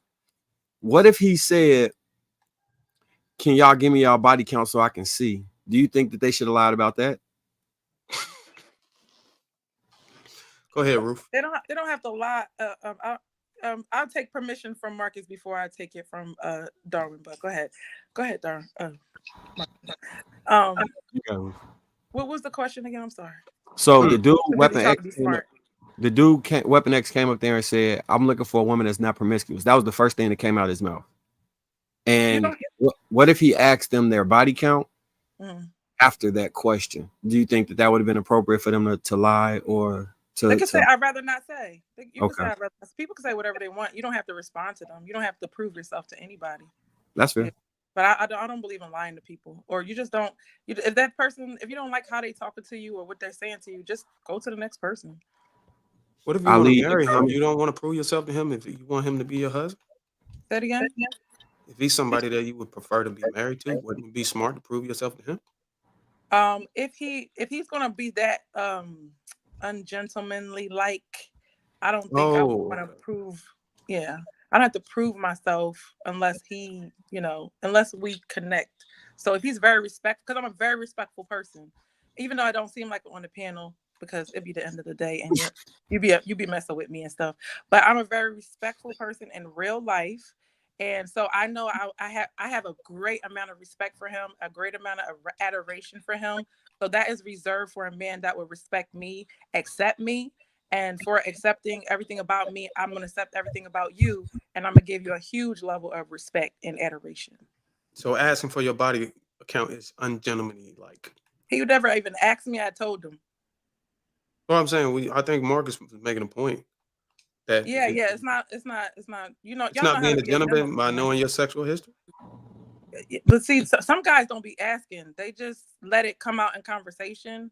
They let things happen naturally, and then it proves a lot about the woman for her to bring it up herself, and you never asked her to. So there's a lot of ways to vet. You don't have to be so direct. You know, people just think like, I gotta be in your face woman, and that's how I'm gonna get my answers. But I used to date that type, and I realized I can't, because then I realized like that moment when I'm smarter than you, then it's just throwing everything in the trash. Like, I'm not saying I'm smarter than every guy, but I'm just saying like those kind of guys are always trying to prove that they're smart. I'm not talking to nobody here, but that used to be my type. So when I get the opposite and they want to hear what I have to say and they treat me like an equal, I really, really respect that. So I don't have to have that demanding in my face type of dude. But I give him more respect than the guy that was demanding. You ever ask a man, did he have a job? Where do you work? No, I found him working, so I didn't have to ask him. Carmen and Ali, would y'all have answered, or what would you have said if he said that? If he asked my body count on the internet, Yeah, because he prefaced it with promiscuous. Like, well, if he's, so you were talking about like, oh, okay, if the woman is looking at you like you might be a husband, she should answer you earnestly and all of that. If he's gonna ask his potential wife on a pop the balloon show on the internet, like, why would he want that out there anyway? that's fair.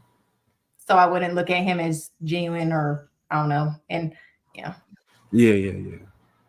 That's fair.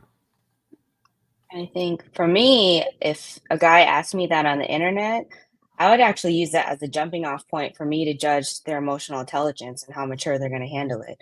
Are you asking me this question to call me promiscuous or to call me not promiscuous? Or are you asking me to like talk about the mental state of it, of if you have a high body count, this is how your mental state is and you're okay? I really think it would be, that's how I would receive that question is that, how emotionally intelligent are they? Where is this going? Because it's usually after the fact is where the cards are revealed. So you would answer the question, right? Yeah, I'd answer the question. Okay, cool. Because I think if we actually ask a woman her body count, and then she answered, then we would be like, hey, look, I'm glad you answered it, and I know you probably feeling some type of way about it, but this is the reason why I asked you X, Y, Z. Yeah. Try to make sense out of it so you can understand where he's coming from. I don't think intimate conversations should be a problem. I think that it's our jobs to hear what the man is going to say, and then our jobs to emotionally tell him how it makes us feel. And remember, it's 1.9 million people that may see this, though. You got to take that into context. That's so. My initial question was, what is good to hide? So y'all all get great answers, but so I the guy who came and asked that promiscuous question, he kind of, I felt like that was a weird thing to say because nobody was going to admit to it on the panel that day. You know what I'm saying? And are you a protector? It was a setup. You're putting it out there. Setup. Yeah, they would have, Marcus. It was the internet. They would have went viral. Somebody would have been admit to it. Somebody would have, a woman, especially in her feelings, would have wanted to be an asshole about him. Like, okay, motherfucker, I'm gonna go viral. I got 5,000 bodies. So and everybody would have shared that fucking video. You think women are a-holes and men are always get the benefit of the doubt? Because you're telling on yourself. I see what you try to do there, but that. No, just say yes. We know. We already know. You just posed. We know. Told on myself about what? Can you please elaborate? Moving on. What'd you say, JR? No, I was gonna say I'm gonna bring up a caller. What's going on, Lord Geotron? Peace, man. How you feeling? Thanks for having me. Feeling good, brother. How you doing? No problem. What's happening? I'm well, man. How y'all feeling? Everybody all right tonight? Excellent. Yeah, everybody going good, man.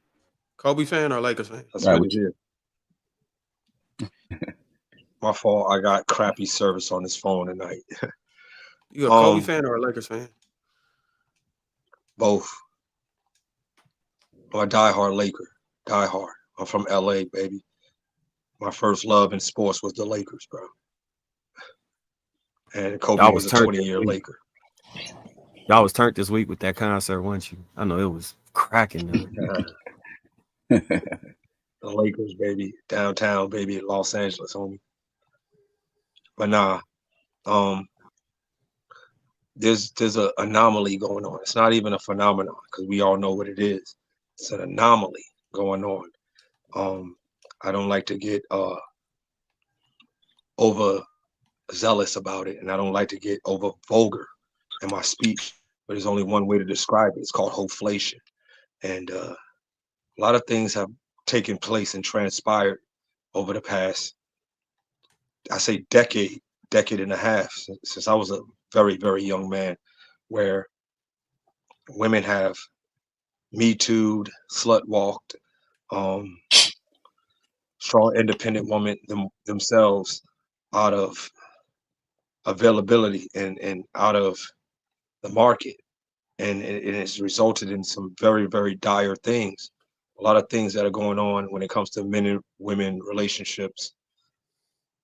They've transpired and gotten to the point where 10% of the guys are getting 77 to 80% are women. And that's not a really healthy thing, because one of the side effects of that is children being born illegitimately to those 10% to 16% of men are brothers and sisters in same cities and same towns spread out all over town. And as those people grow up not knowing that they're brothers and sisters, now they start inbreeding, making inbred children. So that's a danger in itself that never gets spoken about. Also, what doesn't get spoken about is, I hear this phrase, emotional intelligence. The putting yourself out there with guys, women, you're putting yourself out there with guys, and you're competing with each other for the same guys, and you're not getting a commitment. So now the guys that you are qualified for, in all actuality, you're looking down on those guys because you're thinking they're lesser men than the men you didn't get a commitment from. So since they're lesser men in your eyes, they're not even worthy of you, because you're definitely not going to get a commitment out of them, or they'll treat you even worse than the guy that you think was a better man because you didn't get a commitment from him. Now this guy's going to do you even worse when that wouldn't even be the case. So you got that aspect of it. And then on the other aspect of it, from the men's perspective, you got a lot of incels out here. Got a lot of guys 21 to 30 years old that are still virgins, in fact. And those guys have a measure of anger and hostility towards women. So it's like they get with a woman, they might lose their virginity, or they might have some sex for the first time in how long. And since that woman wasn't a virgin herself, now he's looking at, he cheapened the value of his sexuality just by being with her. Now he's unable to be committed because he's grown a measure of disdain for that woman not being a virgin when he lost his virginity. And it's just so much complexity in this, thing. But I will say this: men want commitment, men want relationships, men want marriages. That's why the man is always the one who says, will you marry me? That's why the man is the one who saves up 3 months income to buy an engagement ring. That's why the men are the ones who are creating these spaces talking about relationships. This wasn't something that women created. Women are participating in it, but men are the ones who started this red pill, blue pill stuff in these, different talks. And then you got to look at the political aspect of it. I was watching a show on MSNBC with Joy Reid, and she was talking about how, where does a black man think he has the authority to do this, that, and the third, basically completely undermining black men's masculinity, black men's authority, black men's rightful place as head of a family. She was, just blatantly undermining it. And can you guys hear me? I'm sorry. And Yeah, you good. when you plant seeds like that in women's heads, it's a very bad thing. And all this week I've been at the gym. I've been at the gym every day this week. You see a lot of women coming in the gym. They have this standing bitch face, and excuse my language, but that's all it can be described as. And they're giving these nasty vibes, these nasty attitudes. And then at the same time, they'll purposely do stuff like put themselves in your view, walk towards you, but then sit there and deliberately like make themselves seen, but won't look at you, but will make a nasty face, nasty facial expression as if they're disgusted at your presence. While at the same time, I got the gym bod. I got the bod like Anatoly, where I go in the gym and surprise people with my work. I got the 6-pack. And she's in there looking like a water bag and don't even know how to jump rope. And it's like, shorty, what are you looking down at? Like, I'm better than you in every way. And then it's just so much to it where it's like our ladies have been trained and conditioned to hate us. And at the same time, we've been trained and conditioned to respond to that hatred with more hatred. And so doing shows like the Pineapple Show or the Pop Balloon Show or whatever other shows, I think it's time that we get back to grassroots. Dating for purpose. And see me, I forget about that dating, courting for purpose. And meeting someone in purpose. Get off the dating apps. Dating apps was for the losers, the Mark Zuckerbergs of the world who made it rich off other people's miseries. Stop listening to the Hotepians. Stop listening to the trauma bonder chicks. Stop the Cynthia G's, the queens with cocktails, Fox Soul chicks. 60 years old trying to get a man. Come on, man. You washed up. You played out. You a joke. You played listening to the Tamara Mowrys, listening to the Whoopi Goldbergs and the chicks, Sonny Hostins.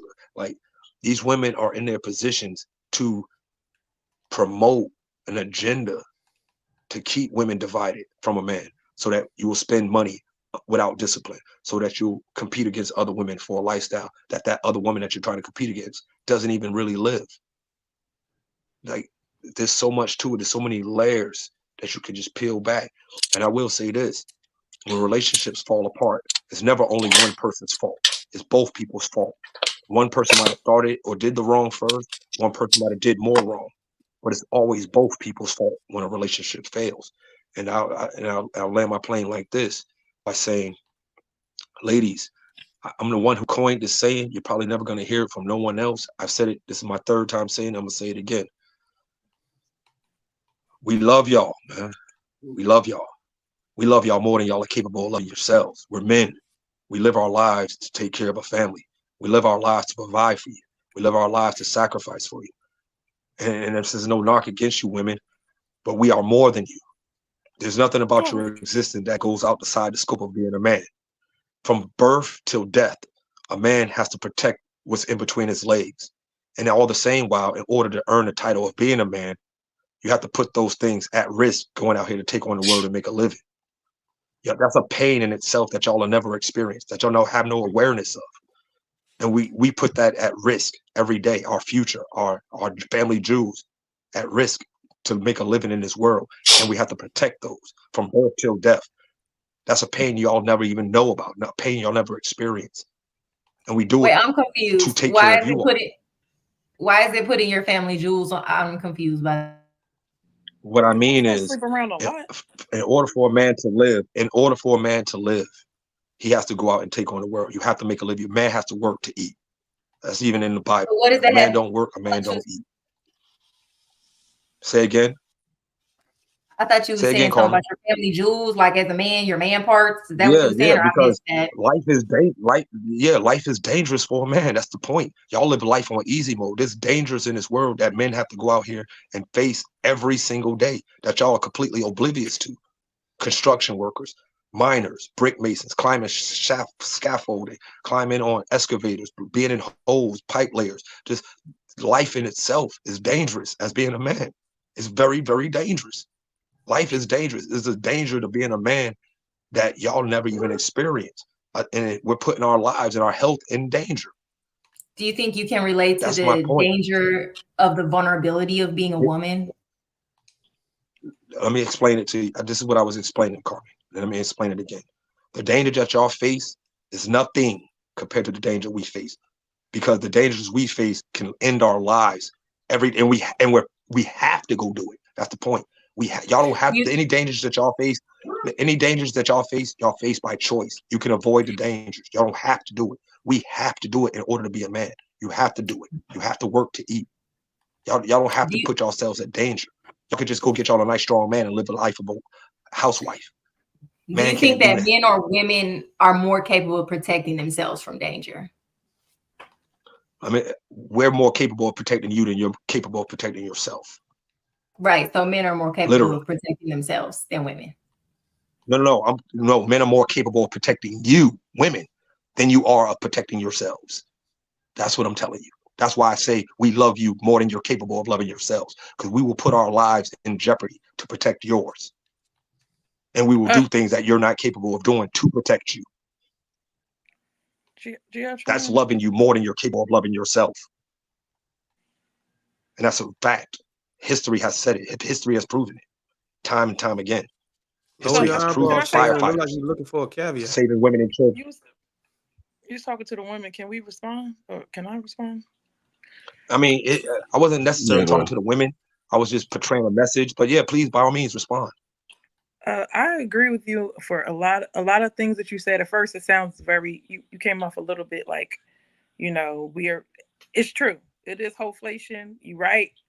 Men are doing the dangerous jobs. All of that is right. But and all the shows are wrong. We actually agree. The good women agree. I mean, we are out here. We are trying. But we just need a little bit of love in the voice. Like women, like the way a lot of the men talk is like we always give men y'all give men the benefit of the doubt a lot, but not the women. Some of us are trying to be better women and to be a voice of reason for the women that are not. So it's kind of like you're preaching to the choir here. We do know there's bad women out there. We don't even want to be their friends. So we just want the love. And Like, I'm gonna tell you. I just want to feel that Lord. love that you have for women. Like you say you love us, but you're not saying anything good about us. So it's kind of hard to hear. So I'm just saying, like, you don't have to watch how you say, but yeah, You ain't, no, you don't, Lord. Geotron, right? Geotron. I just want to hear his response. It's pronounced Jetrone. Do you agree with me? It's pronounced Jetrone. You ain't gotta change your pitch, your tone, none of that. Stand on that shit. Stay, keep everything the same. No, well, I can't respond. I can't respond with something very healthful. I can't respond with something very healthful because she touched bases on it. She said the good women, and that's where I'm about to take it. So I remember over the years hearing phrases like "Where all the good men at? Where all the good men at? Where all the good men at?" They're in plain sight. They're walking around up and down the streets all day, every day. Here's the thing, and this is the part that pains me. And this is the part that might pain you ladies, because it's just a fact. There's not enough good women for the good men. The good men outnumber the good women by a long shot. It's not even close. It's not even close. It's like hyenas trying to mate with lions. That's what it is. Hyenas way outnumber lions. That's what we got here. I don't disagree. That's the bottom line. In my opinion, it just seems like a really centered opinion. No, well, here's the fact. Here's a fact. That's not my opinion. Here's a fact. That's not my opinion, ladies. And I'm not trying to come down on the ladies, but I'm only a man, so I can only speak from a man's perspective. So I'm only a man. So here, let me give you a fact. I was on Chaotic's show the other day, right? This lady said to me, because I was describing her misdeeds and misbehaviors in her masculine tone. Every time, she was the only lady on the panel.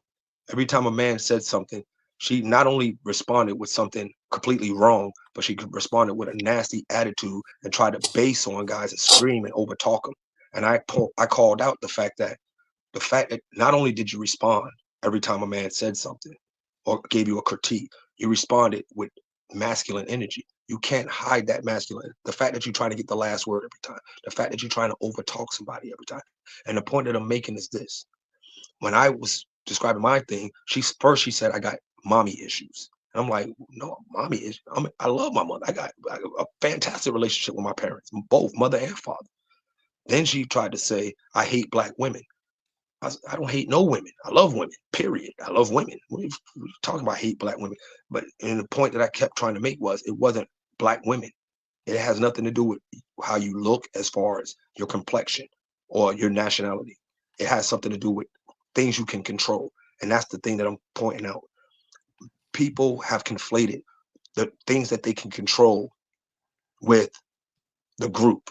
And what I mean by that is, let's just say black women, because I'm a black guy.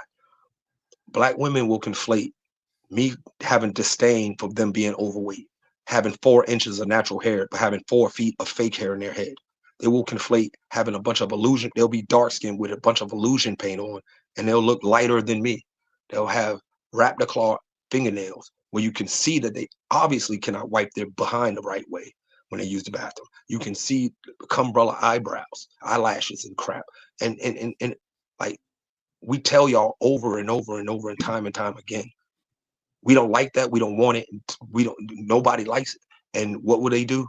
Constantly keep wearing it. Who gonna check me? Who gonna check me? And I got something to answer to that question. Father Time and Mother Nature are gonna check you. But at any rate, my point that I'm making is it's not an opinion. It's a fact. There's more good men out here than there is good women. There's not enough good women for the good men. Every woman thinks she's a good woman. And the way that she tries to prove she's a good woman, she'll sign language you to death. She'll try to make you feel ashamed. You hate your mama. You got a fight mommy issue. She'll insult you. You ain't this, you ain't that. She'll try to make you feel guilty. Well, you just hate black women. And then she just keep combating you, matching your energy. I'm a man. You can't match my energy. You trying to be masculine and you still being overpowered. Sign language, same insults, guilt, and the need to be right. And the point that I'm making about all that is this. That is the norm. So when that's the norm, the abnormal, the lionesses are outnumbered by the hyenas. And that's the status quo. That's the norm. The average body, and they say the weight thing, that's genetic. We genetically this, we genetically that. And I'm like, well, how's that the case when black men aren't overweight? And we got the same genetics as Africa. Why ain't the black men overweight? It's only the women. Why ain't the Africans overweight over in Africa? It's not genetic. It's y'all's behavior. You can control every morsel of food you put in your mouth. You can control going to the gym. You can control that. You choose not to. You can control eating midnight snacks, laying down, trauma bonding, talking trash about men on the phone. You can control all of that. So it's not something that's out of your control. The things that men complain about can be controlled. So it's not just a bias. It's not just an opinion. Those are commonplace phrases and quotes. And the average weight of the average black woman in America is 187 pounds. That's not my opinion. That's a fact. I do want to get Shannon. I know Shannon trying to respond. I'm sorry, guys. You on mute, Shannon. Sorry. So I think for me it was some of the stats that you were can you run those by me again? The stats about men who don't have children out of a wedlock. Oh yeah, 54% of men are single and childless. 61% are in the middle class. And is that a certain age group? Because it sounds like you're quoting. Right. No. Because it sounds like you are quoting a certain age group. So, because and I'm gonna put it in the back chat. And this is a census 2023, and it pretty much tells you how many kids, the percentage, by each race men become fathers. And I will agree that it's at a higher number, but the percentage is off, so to speak. And so when you're talking about 20-something-year-olds, absolutely, I think that women have kids, black women have kids at a greater rate in their 20s. But when you start getting into the 30s and on up, then those numbers increase for men, for black men. And that's not necessarily with marriage. It was something else that you quoted. Well, it was another stat. What was this? I can't remember. And I think overweight thing. For sure. I think that there are things that women like, and I would agree. I've heard that argument, men don't like women who wear weaves.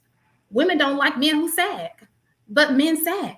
There are a couple of things that we both need to, and I'm not saying, I think that we know, we just like Ruth said, we see the things and we can agree with you, but we have to also, nobody's perfect in this situation. I think women have a lot of work to do, and there's some men who have a lot of work to do. We do need to have better communication with each other and try to do right by each other so that we can work this thing out, right? And we have to have effective communication with each other to make sure we understand each other. And I think that that's the very first thing that we must do, because when you start throwing things like I'm almighty God, the best thing on earth and you have all this work to do, you're losing the other person. When that person, No, but see what you did was you just put both of us on an equal playing field when he had literally lined out all of the issues that y'all have, and then for you to return it and say we all have a lot of issues, we is do. unfair and disingenuous to his statement. Would be better for you to address the issues or display the issues factually like he did in order for it to be a fair argument. So ask your question, Bruiser. Do men sag? Yes, but okay? Go. Well, show me the facts about the men sagging. You just I gave mean, me the facts. So the same thing is it's the same. It's that same anecdotal that women have extensions in their hair. It's just you're going by observation. No, well, he didn't go by the observation. I'll help you out with that, Shan. I'll help you out with that, Shan. I'll help you out with that. So here's the issue. From men's perspective, and look at the gentleman on the panel right now. Sure. None of us sag. Okay? None of us sag. These men, Lapeef don't sag. Trev don't sag. Marcus don't sag. D don't sag. I don't sag. I'm a Chad. I wear sweatsuits all the time or gym clothes. Or suits. I don't sag. That's number one. When I say I'm a Chad, that means I wear sweatsuits a lot. Sure. Anyway, I don't sag. And amongst men, in an inner circle of men, this is something outside of the scope of women, outside of their awareness. When we're amongst ourselves, it's either you're gonna pull your pants up or you're not no man. Amongst men, we don't even let you call yourself a man when you're amongst us with your pants hanging down and your ass hanging out. You're not a man. Men don't sag, boys sag. So there's the end all be all to that. And when you see dudes out there sagging, you know you're looking at a boy. You know that amongst his peers, the reputable men of the community, the reputable men of this society, we look at him like he's a boy. He's not our equal. So that's one factor. I'll give you another factor. Those funny haircuts and silly looking clothes and stuff like that dudes be wearing and all that, costume jewelry and dressing up like circus clowns and circus performers. When you see guys like that amongst us, amongst the men, the real men, when we look at those dudes, we look at them as punks, sissies, and weirdos. We call them clowns. We joke on them straight to their face. We don't do it in front of women.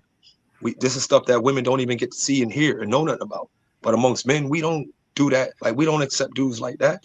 When you see dudes walking around with these funny haircuts, looking like sissies and punks, even if they portray themselves as straight, we call them punks and sissies and clowns. They don't get respect amongst us. So when you see it out in public, you know amongst his peers, that's not amongst men.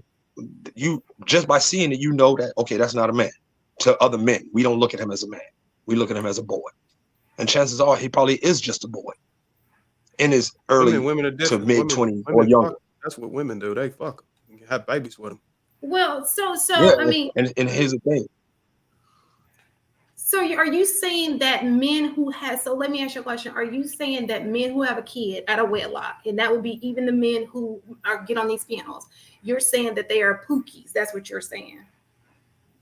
No, what I'm saying is until a man grows up, other men don't call him a man. We still call him a boy.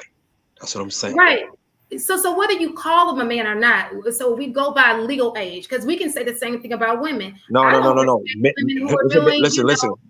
Shan. As a man, I'm telling you, we don't go by legal age. We go by behavior. Men go by legal age. Just means your legal age. We don't go by. Okay. No, I'm not. I just told you from the very onset of when I started talking. Behind closed doors, when y'all are oblivious to y'all's unaware, I'm talking about amongst men. We do not call, just because you're 18, you ain't no man to us. We still call you boy based on your dress, your actions, your behavior, your lifestyle. We call you a boy. So with all due respect, you could be 50 years old and you're still a boy. So with all due respect, why is it that men have the luxury of having a subgroup, but women can't have a subgroup? Why can't we say that, well, these are women? Okay, because men are the standards. Men are the standard set of humanity. That's why. We are the standard setters of humanity. I'll give you an example. I know this is a little far-fetched, but here's the example I want to give you, Ms. Shan, since you asked the question. I don't know if you're into sci-fi, but just in case you are, I'm gonna just keep it simple on a sci-fi tip. If an alien race was to be probing our planet to do an invasion or scan us or prepare for anything, right? They're not gonna look at women and children. They're gonna look at the men as to what they can accomplish against the human species. They're not gonna look at what women are capable of. They're not gonna look at what boys and girls are capable of. They're gonna look at what men are capable of as determining what they can do as far as their invasion towards us. So the point that I'm making is men are the standard setters of humanity. What we do and what we strive for is where humanity's going. The infrastructure of society, the building up, the laws. We are the ones who set that standard. We are the ones who determine what's right and wrong, what's good and bad, what's up and down, what's forward and back. Men are the standard setters. That's number one. Number two, go ahead. Go ahead. I'm listening. Oh, why you said that you are the standard setters? I'm not arguing with you. I actually agree Men, with you. yeah, men. I like how you Because ended men, everything because it was so positive and towards the end, even though it sounds bad about on women, but I think that we should follow suit and say, you know what, we gonna have determined these are the women and these are the girls, and like do whatever y'all saying. This the real women are this and like let's stop arguing with the men and just follow their example and say, you know what, we're not accepting y'all going out naked no more. Y'all not real women. Yeah. Like we have to denounce this type of stuff or it's never going to change. And we can't get mad at the men for the women not changing because only the women are going to be able to correct the women because they don't listen to men. So if we can listen and say, okay, you know what, that's what y'all doing, we can do that too over here. And be like, yeah, we don't accept that anymore. That's not cute. You need to put some clothes on. I'm dressing more conservative. So should you. Let me go. Let's go shopping. Let's come up with cute styles and let's be more respectful and let's stop disrespecting one another and ourselves. Then we would have better results than going back in the gender war. So let me ask you this, Jiltron, real hey, quick. Would you, real quick, my fault, go Jiltron, I ahead. just want to ask you this question. Do you feel like women are insane? Insane? Yes. Good question. Did you say insane? Yes. Do you think that women are insane? Well, no. I think okay. I believe in God. I believe in God. Okay, let me answer that. Cause I always waited for somebody to ask me that. I believe in God, and so with that being said, I believe that men are weak, women are a weaker vessel, and it's in the scriptures. It's in the Bible that way for a purpose, because men are weak as well, and nobody's perfect, which means every human being walking this earth has something mentally and emotionally wrong with them, no matter who you are. Everyone has something wrong with them. All right, so not even that. I That's was my just take on asking, that. just by definition, meaning that, do you feel like they would absolutely continue the same action with a failed result and not change it? I'm going to say, okay, so you said no, right? So the reason I say that is because at some point, these women have reached some level of success with these poor actions, right? And although it may not get the ultimate result that they want, but I think that, you know, like you said, men control it. And I do believe that men control the market. So if men control the market, what we have to do is avoid women who aren't virtuous. I think that that's the main thing. We have a couple problems. We got problems with gumps who do too much, validate women too much, who don't deserve it. That's part of it, right? Men that accept women who aren't virtuous, that's a problem. And we control the market. All we have to do is ignore these women that are undesirable. If they do undesirable things, the first plan of action is to ignore them entirely. A lot of men always scream that she's for recreational use, but guess what? Recreational use looks the same. It's the same damn game because you still have to give them attention. You still give them dates. You still give them time. And it looks the same. And nobody's really being honest about it for the most part. It's only a select few men that could actually be like that. The top 10% of men could tell the men, hey, I'm just trying to smash. Most of us can never do that. So until we just these women entirely, they're not going to change. They're getting levels of success, and we are giving them that success. We're giving them that success when we like their pictures on Instagram. We're giving them that success when we validate them for no reason, when we give women things that they don't deserve. And we have to stop. We have to start redirecting, and we need to start awarding women, and we need to start praising women who are doing the right things, right? These are the women who we need to pay attention to. We need to stop looking at these women who are doing wrong things and lusting after them. We're not doing a good enough job as men, but to ignore these women. And that's where it starts. We control the market. If we stop, they dead. There's nothing they can do. How do you do that? How do you avoid? How do you ignore it? How do you ignore it? How do you do that? By not liking it, not clicking it, switching past it. Okay, that's social media, but I'm talking about that's social media. In real life, don't say nothing to them, ignore them, don't look their way, nothing. Give them no attention whatsoever. We have to protest. You have to ban. You have to boycott these types of women. Okay, eradicate. so you say, It's the only way to do it. Here, have enough women where we could. Here, I got a simpler. All I got a those women simpler. and still have a chance to have a successful relationship with the rest of the women that are left over. Like there's a balance for us. You know what I'm saying? I think it's diminishing returns if you do that. Like if you can't compensate. So if you say, okay, let's just avoid all these women that are not virtuous. Can we honestly say that if all men came together and did that, that we would have enough women left over to find a wife? We'd have women that would change behavior. We had women that would change behavior. No. The behavior starts with the women. And I want to go back to what Miss Ruth said, because she said a very powerful thing. She just didn't put it out. Like she didn't say it completely. She didn't finish it all. Miss Ruth, it's not so much about helping them improve. You have to shame them. And when I say shame them, you have to actually speak out. The behaviors that are undesirable and dreaded and shameful, you got to call that out. Ladies, y'all got to start calling out these hyenas. Get your But if they don't wolfing care, behind what the does that do? Oh, they hear you. Hear me out. No, they hear you because you're talking directly to them. You have their undivided attention. She knows you're talking to her. Oh, you're dirty. Oh, you look trashy. Oh, you look skank. Oh, you ain't never gonna get no man. You recreation. When they hear it from another woman, the stuff that men say. I wouldn't care if another woman's telling me that shit. You would. They incentivize. Okay, no matter what happens. If somebody, Like I'm gonna care more about a man. I'm gonna care about the man I want. I'm not gonna care about. Look, if a random woman came directly to you, Carmen, and told you you look like a skag, you're going to be mad about that. And then especially if other women are around and start laughing at you, you're going to feel ashamed of yourself. You might want to fight. You might leave wherever you're at. But that's if not a woman really randomly just came up to you. Bro, it's say that again. That's not You said that's not real life. As an adult in the world, that's not real life. But we can create that environment. That's what you're saying. Create the environment. Yes, that is real life, because that in the real world, being a child, that's not real life. Children are the ones. Children are the ones when who you're a child. sugarcoat. That's when that happens. Listen, You ain't never heard a woman come Children up to are you and the- say, "Hey, stop acting like a hoe." children are the ones who Saying, you ain't never sugarcoat heard a stuff woman say that and to another play woman. fairy tale land. I think that the only time it matters when other women criticize is if there's like already some sort of established credibility. Like women, in my opinion, don't actually care if there's not a sense of like they have a credibility for your opinion. They're not going to care.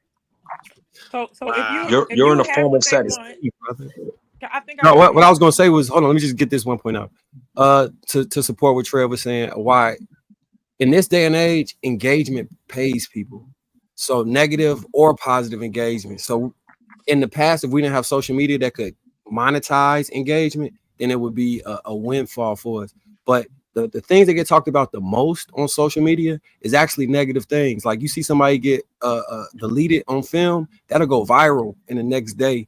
And it encourages the algorithm to push people who do these crazy things and these crazy skits to the front. So by outrage is the same as praise in this day and age, how they get paid. Well, but You doesn't that understand what I'm apply to the saying? whole part of it too? All the like, oh, shame them, all this energy, all this, give them this negative energy, give them these lectures and all that. Doesn't that do the same thing? It pays the same, right? Same engagement. I kind of agree with Carmen because not that we can't shame them. That's like the guy's way of doing it. What she said is important. We have to have credibility. So if these women want to get married and the good women are getting married and getting good results, stop. Because good women sabotage themselves. Like, I'm too independent. I don't need him. He's useless. And they do that. They're good women, but they just have bad mindsets. So if we stop doing that, we have the results that we want, we have the credibility, then they will listen and then add a little shame to it. But that's not how we would normally handle the situation, which is just shaming them off the bat. They don't care. If you're nobody, they don't care. But if you their favorite celebrity, they will care. It's sad. It's sad Okay. that you gotta have credibility to stand on right. That's not really what I meant by credibility. I meant like, so for me personally, women that I have had in my life for a very long time, to me, they have credibility. Their opinion matters. Other random women on the internet or even just on the street does not matter to me. That's, Okay, but that's the can problem, I break down? because the power of what matters should solely exist in what's being said if it's righteous. My dad's opinion matters than random women on the street. You get what I'm saying? But if random women, Okay, can I? if people in your Let family, me intercede real quick. Let me interject. Let me interject and clarify what I was saying. I'll give you maybe 2 or 3 examples real quick. This is to help you with what I was saying, Miss Ruth. I got my stopwatch out. You a little long with it. In passing, let's say you're at the grocery store or at a shopping plaza, broad daylight, where women and children, families are walking in and out of stores and restaurants and so on and so forth.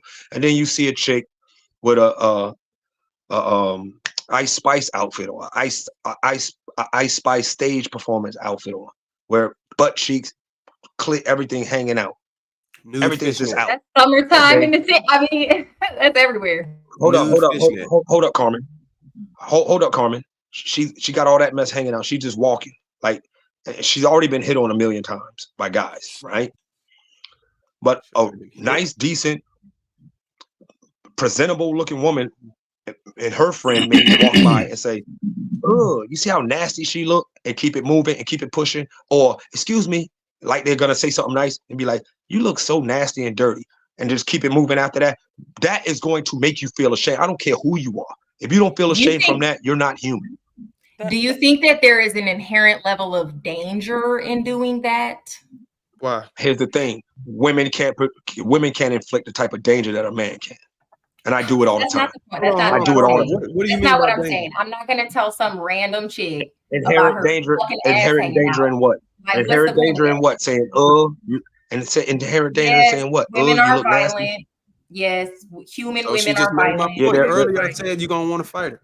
They will fight you. But you know what? That's not me. You don't know what. Here's Listen, my the- dad always told me, you can pick what you do. You can't pick people's response. So if you say some shit like that to some chick walking down the street, you don't know what she's gonna do. She will hit you. So like, what's the And point? here's She's the not gonna thing. say, "Oh my Here's the God, thing. You Carmen never know. walking down the And street here's told the me thing. my ass hanging out makes me look." Okay, And here's what the if she thing, said it? Carmen. You know Here's what? the Hold thing, on, Carmen. Lord. Hold on, Lord Geotron. What if she said it like this? Hey, ma'am, can you please put some clothes on? She's gonna laugh in your face. Listen, you She's have already got her ass Right. hanging That's out. why She you don't care gotta what say. You gotta say. And Can I hey, tell you Carmen. what- Here's the point Can I that tell I you was what about to works? say. Can I tell you what actually works? When good women are dressed and they are classy and they're in style and they look good and everything, you're going to get the attention of everybody in the room, men, women, whatever. Most people are going to be intimidated, and that is how you create change. You got to be classy at all times. That's when they're going to look like, "Oh, she don't have to wear her butt cheeks out," and everybody respecting her. Why are they holding the door for her and not me? Why are they picking up her cases of water and not me? Why is everybody being nice to her and not me? That's what works. So you That's need the opposite of validation what in they're order for it to saying. work. That's what I'm saying. Like, I don't like. That's the opposite of what they're saying. You're leading by. You're just being the type of Hey, woman Trev. that you. Leading by example. Yeah. Mm-hmm. Hey, Trev. But what you said was ignoring them and all that type of stuff. I take it a step further. Not just ignoring them in passing, but in times of engagement, not being necessarily rude or disrespectful, but having a meanness about it. Because one thing I've developed, I've always been a mean person anyway. I'm just a mean dude. I don't know where it came from. I'm just a mean person. But what meanness does, it protects you from stupidity and bull crap. It does. Stupidity, and bull crap can't form around But you. you're Can't be around telling a mean person. you're telling women to initiate like Yeah. confrontation. Shane, no, it's not going to cause confrontation. I'm not, How is that? let me explain something to you, Carmen. You're absolutely 100% wrong, because number one, a woman in a position to do something like that has two things going for her. One, she probably has a nice, strong, scrappy man that's her man to protect her from any danger that single woman who definitely doesn't have a man can inflict upon her. A man, So if a there man you is go. telling me to confront strangers No. on the street, Like, I would not look at hold him on. as able to protect me in life. Check this out. That's If foolish. Ruth got a man, and she probably would have a man, because it would be a man who put that seed in her head to be able to do that, and the confidence to be able to do it and know it's right. Really? Yeah, really. Confront women on the street? Yeah, really. Right. Like what? No. I ain't doing that. No. I'm talking about women with a level of sophistication in class, like y'all are trying to say. A woman with a level of sophistication not in involved telling a random chick on the street that her butt cheeks Look. are hanging out and she's No, like, no, that's I'm not even. It ain't even gotta be. It ain't even gotta be saying it to her. Like I said, her and her friend walking and passing, and they talking to each other. She looks nasty, and making sure the nasty looking chick hears it. And Instead of bottom saying, line, "Ooh, like I she's was just winning." saying, the nasty She chick don't hear ain't it. got She no knows. man. Women know. They know that. They The- already the- know. look. They don't care. know. I live it. I'm not just telling you like something I don't live. I live it. I live it every day. But I live isn't it such a bizarre concept for me to wrap my head around that? Ain't no danger. Final thoughts, y'all. Ain't no danger. Thanks for having me up, guys. I'm just gonna share this. There's no danger that I'm gonna put my woman in that, one, I can't handle, and two, that another woman is going to be able to prevent me from handling. And that's Good luck bottom with your line. I'm a woman man. doing all this. How about you get your woman to do this? No, it's not even a level. It's not even a level of You ain't sending me off like It's not that. even we're not gonna. It's not even a level of good luck. I will It's tell not you even this, a level of good luck. I get Check your this out. Check sentiment. this out, lady. I appreciate the sentiment, But you got to protect your. It's not you even gotta a protect level your of woman. good I wouldn't luck. send my woman out there with these heathens. Like the type of man is And more like if it's a level like, of competency. they're gonna be like, I'm gonna pull a chick off Competent. you. They're not gonna send me in to fuck with a random chick. How many men would do this on the panel? Would you tell your wife to Hold go up. do this? I mean, look how Hold y'all up. just said y'all gonna Marcus said respond. no. Y'all saying y'all gonna cause my wife danger if I tell her to police y'all. Darwin, you telling your wife to do this? No, I'm Yes or not no? telling. I'm telling my wife to avoid y'all. Don't even hang around. Don't even associate. Yeah, what you mean? When y'all put y'all resumes in, don't even hire you.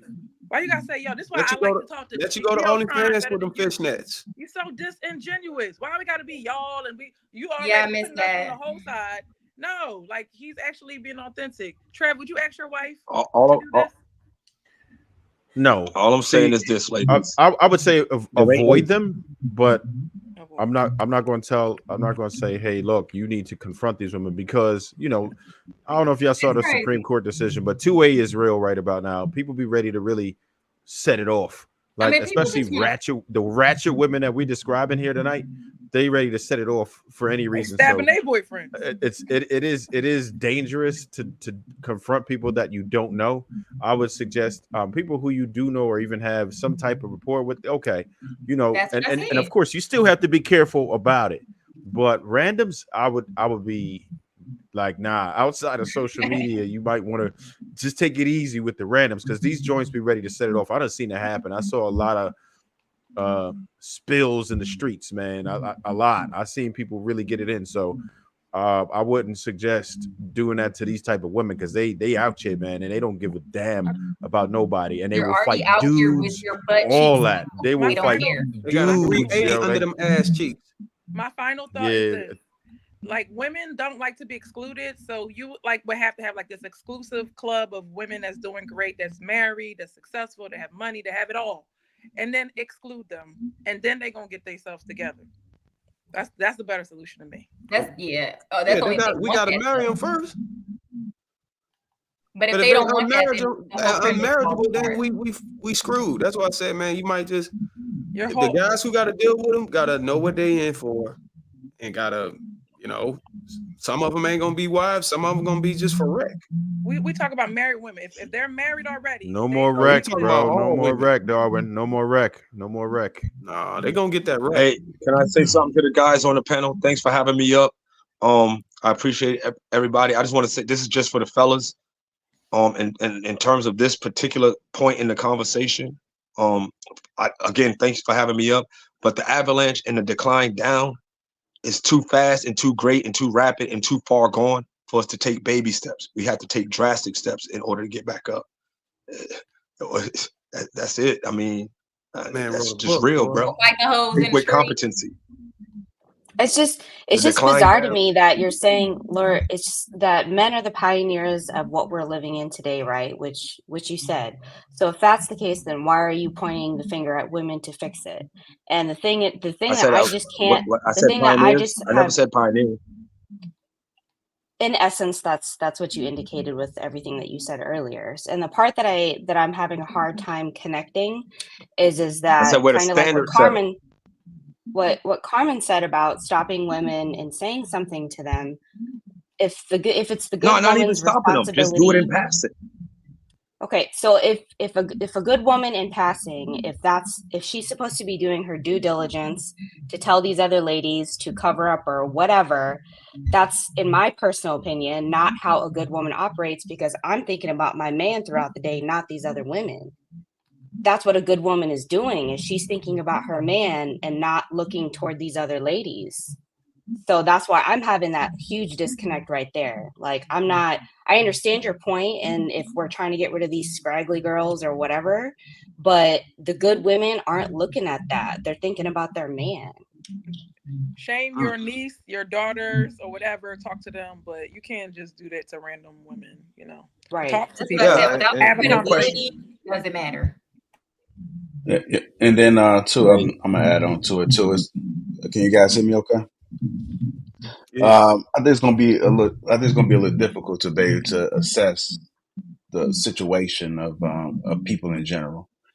Some people may require a little bit more time. So one of the things I always recommend is just to starting your house, or start with your kids, because like these generations that's out there right now, a lot of them too lost. It's gonna take some years, and there's probably no hope for some of these people. So the best example that you can be is to be the example. If you do have a wife, make sure that your wife is carrying herself well, and then hopefully she can influence somebody in the job place, in a grocery store, or even their own children. So I say start with the home, and hopefully we can start making a better way for our future. Because right now these people are grown in their ways. I mean, you got some people, mothers and sisters and fathers, they just stuck in their ways. And if you're trying to focus on growth and trying to focus on doing everything you're trying to do, you ain't really got no time trying to save everybody, because some people just don't want to be saved. If they want to be saved, sometimes they'll come to you because you're just that much of an example and an influence, and they're going to come and ask you questions. If there's some people that's within arm's reach that you can make a difference for, then go ahead. If you're giving back to your community, you're being an influence. I mean, think about it. When you go through these community, like these acts, you ain't gonna save everybody that's there. So hopefully you can inspire one person. If you can get one person a day, then I think you're doing the job. But just trying to go out there just randomly picking people, I think it's gonna be hard, because you're gonna get frustrated. Because what if they don't like submit to whatever it is that you're trying to sell them or you're trying to give them? Yep, I would say most definitely deny access. And whenever they want access, when they want to know how you get into the bag, how you leveling up, how you being successful, that's when you put their ass on the schedule. That's the only way they're gonna learn. Don't even hang with them. Don't stand next to them. Move away from them. Don't even associate with them. If they try to work for you, don't even hire them, motherfucker. Let their ass freeze over and die out. That's all you can do. Cut off access. Yeah. All right, Leo, Lord G-Tron, I'm saying it correctly? Jatron.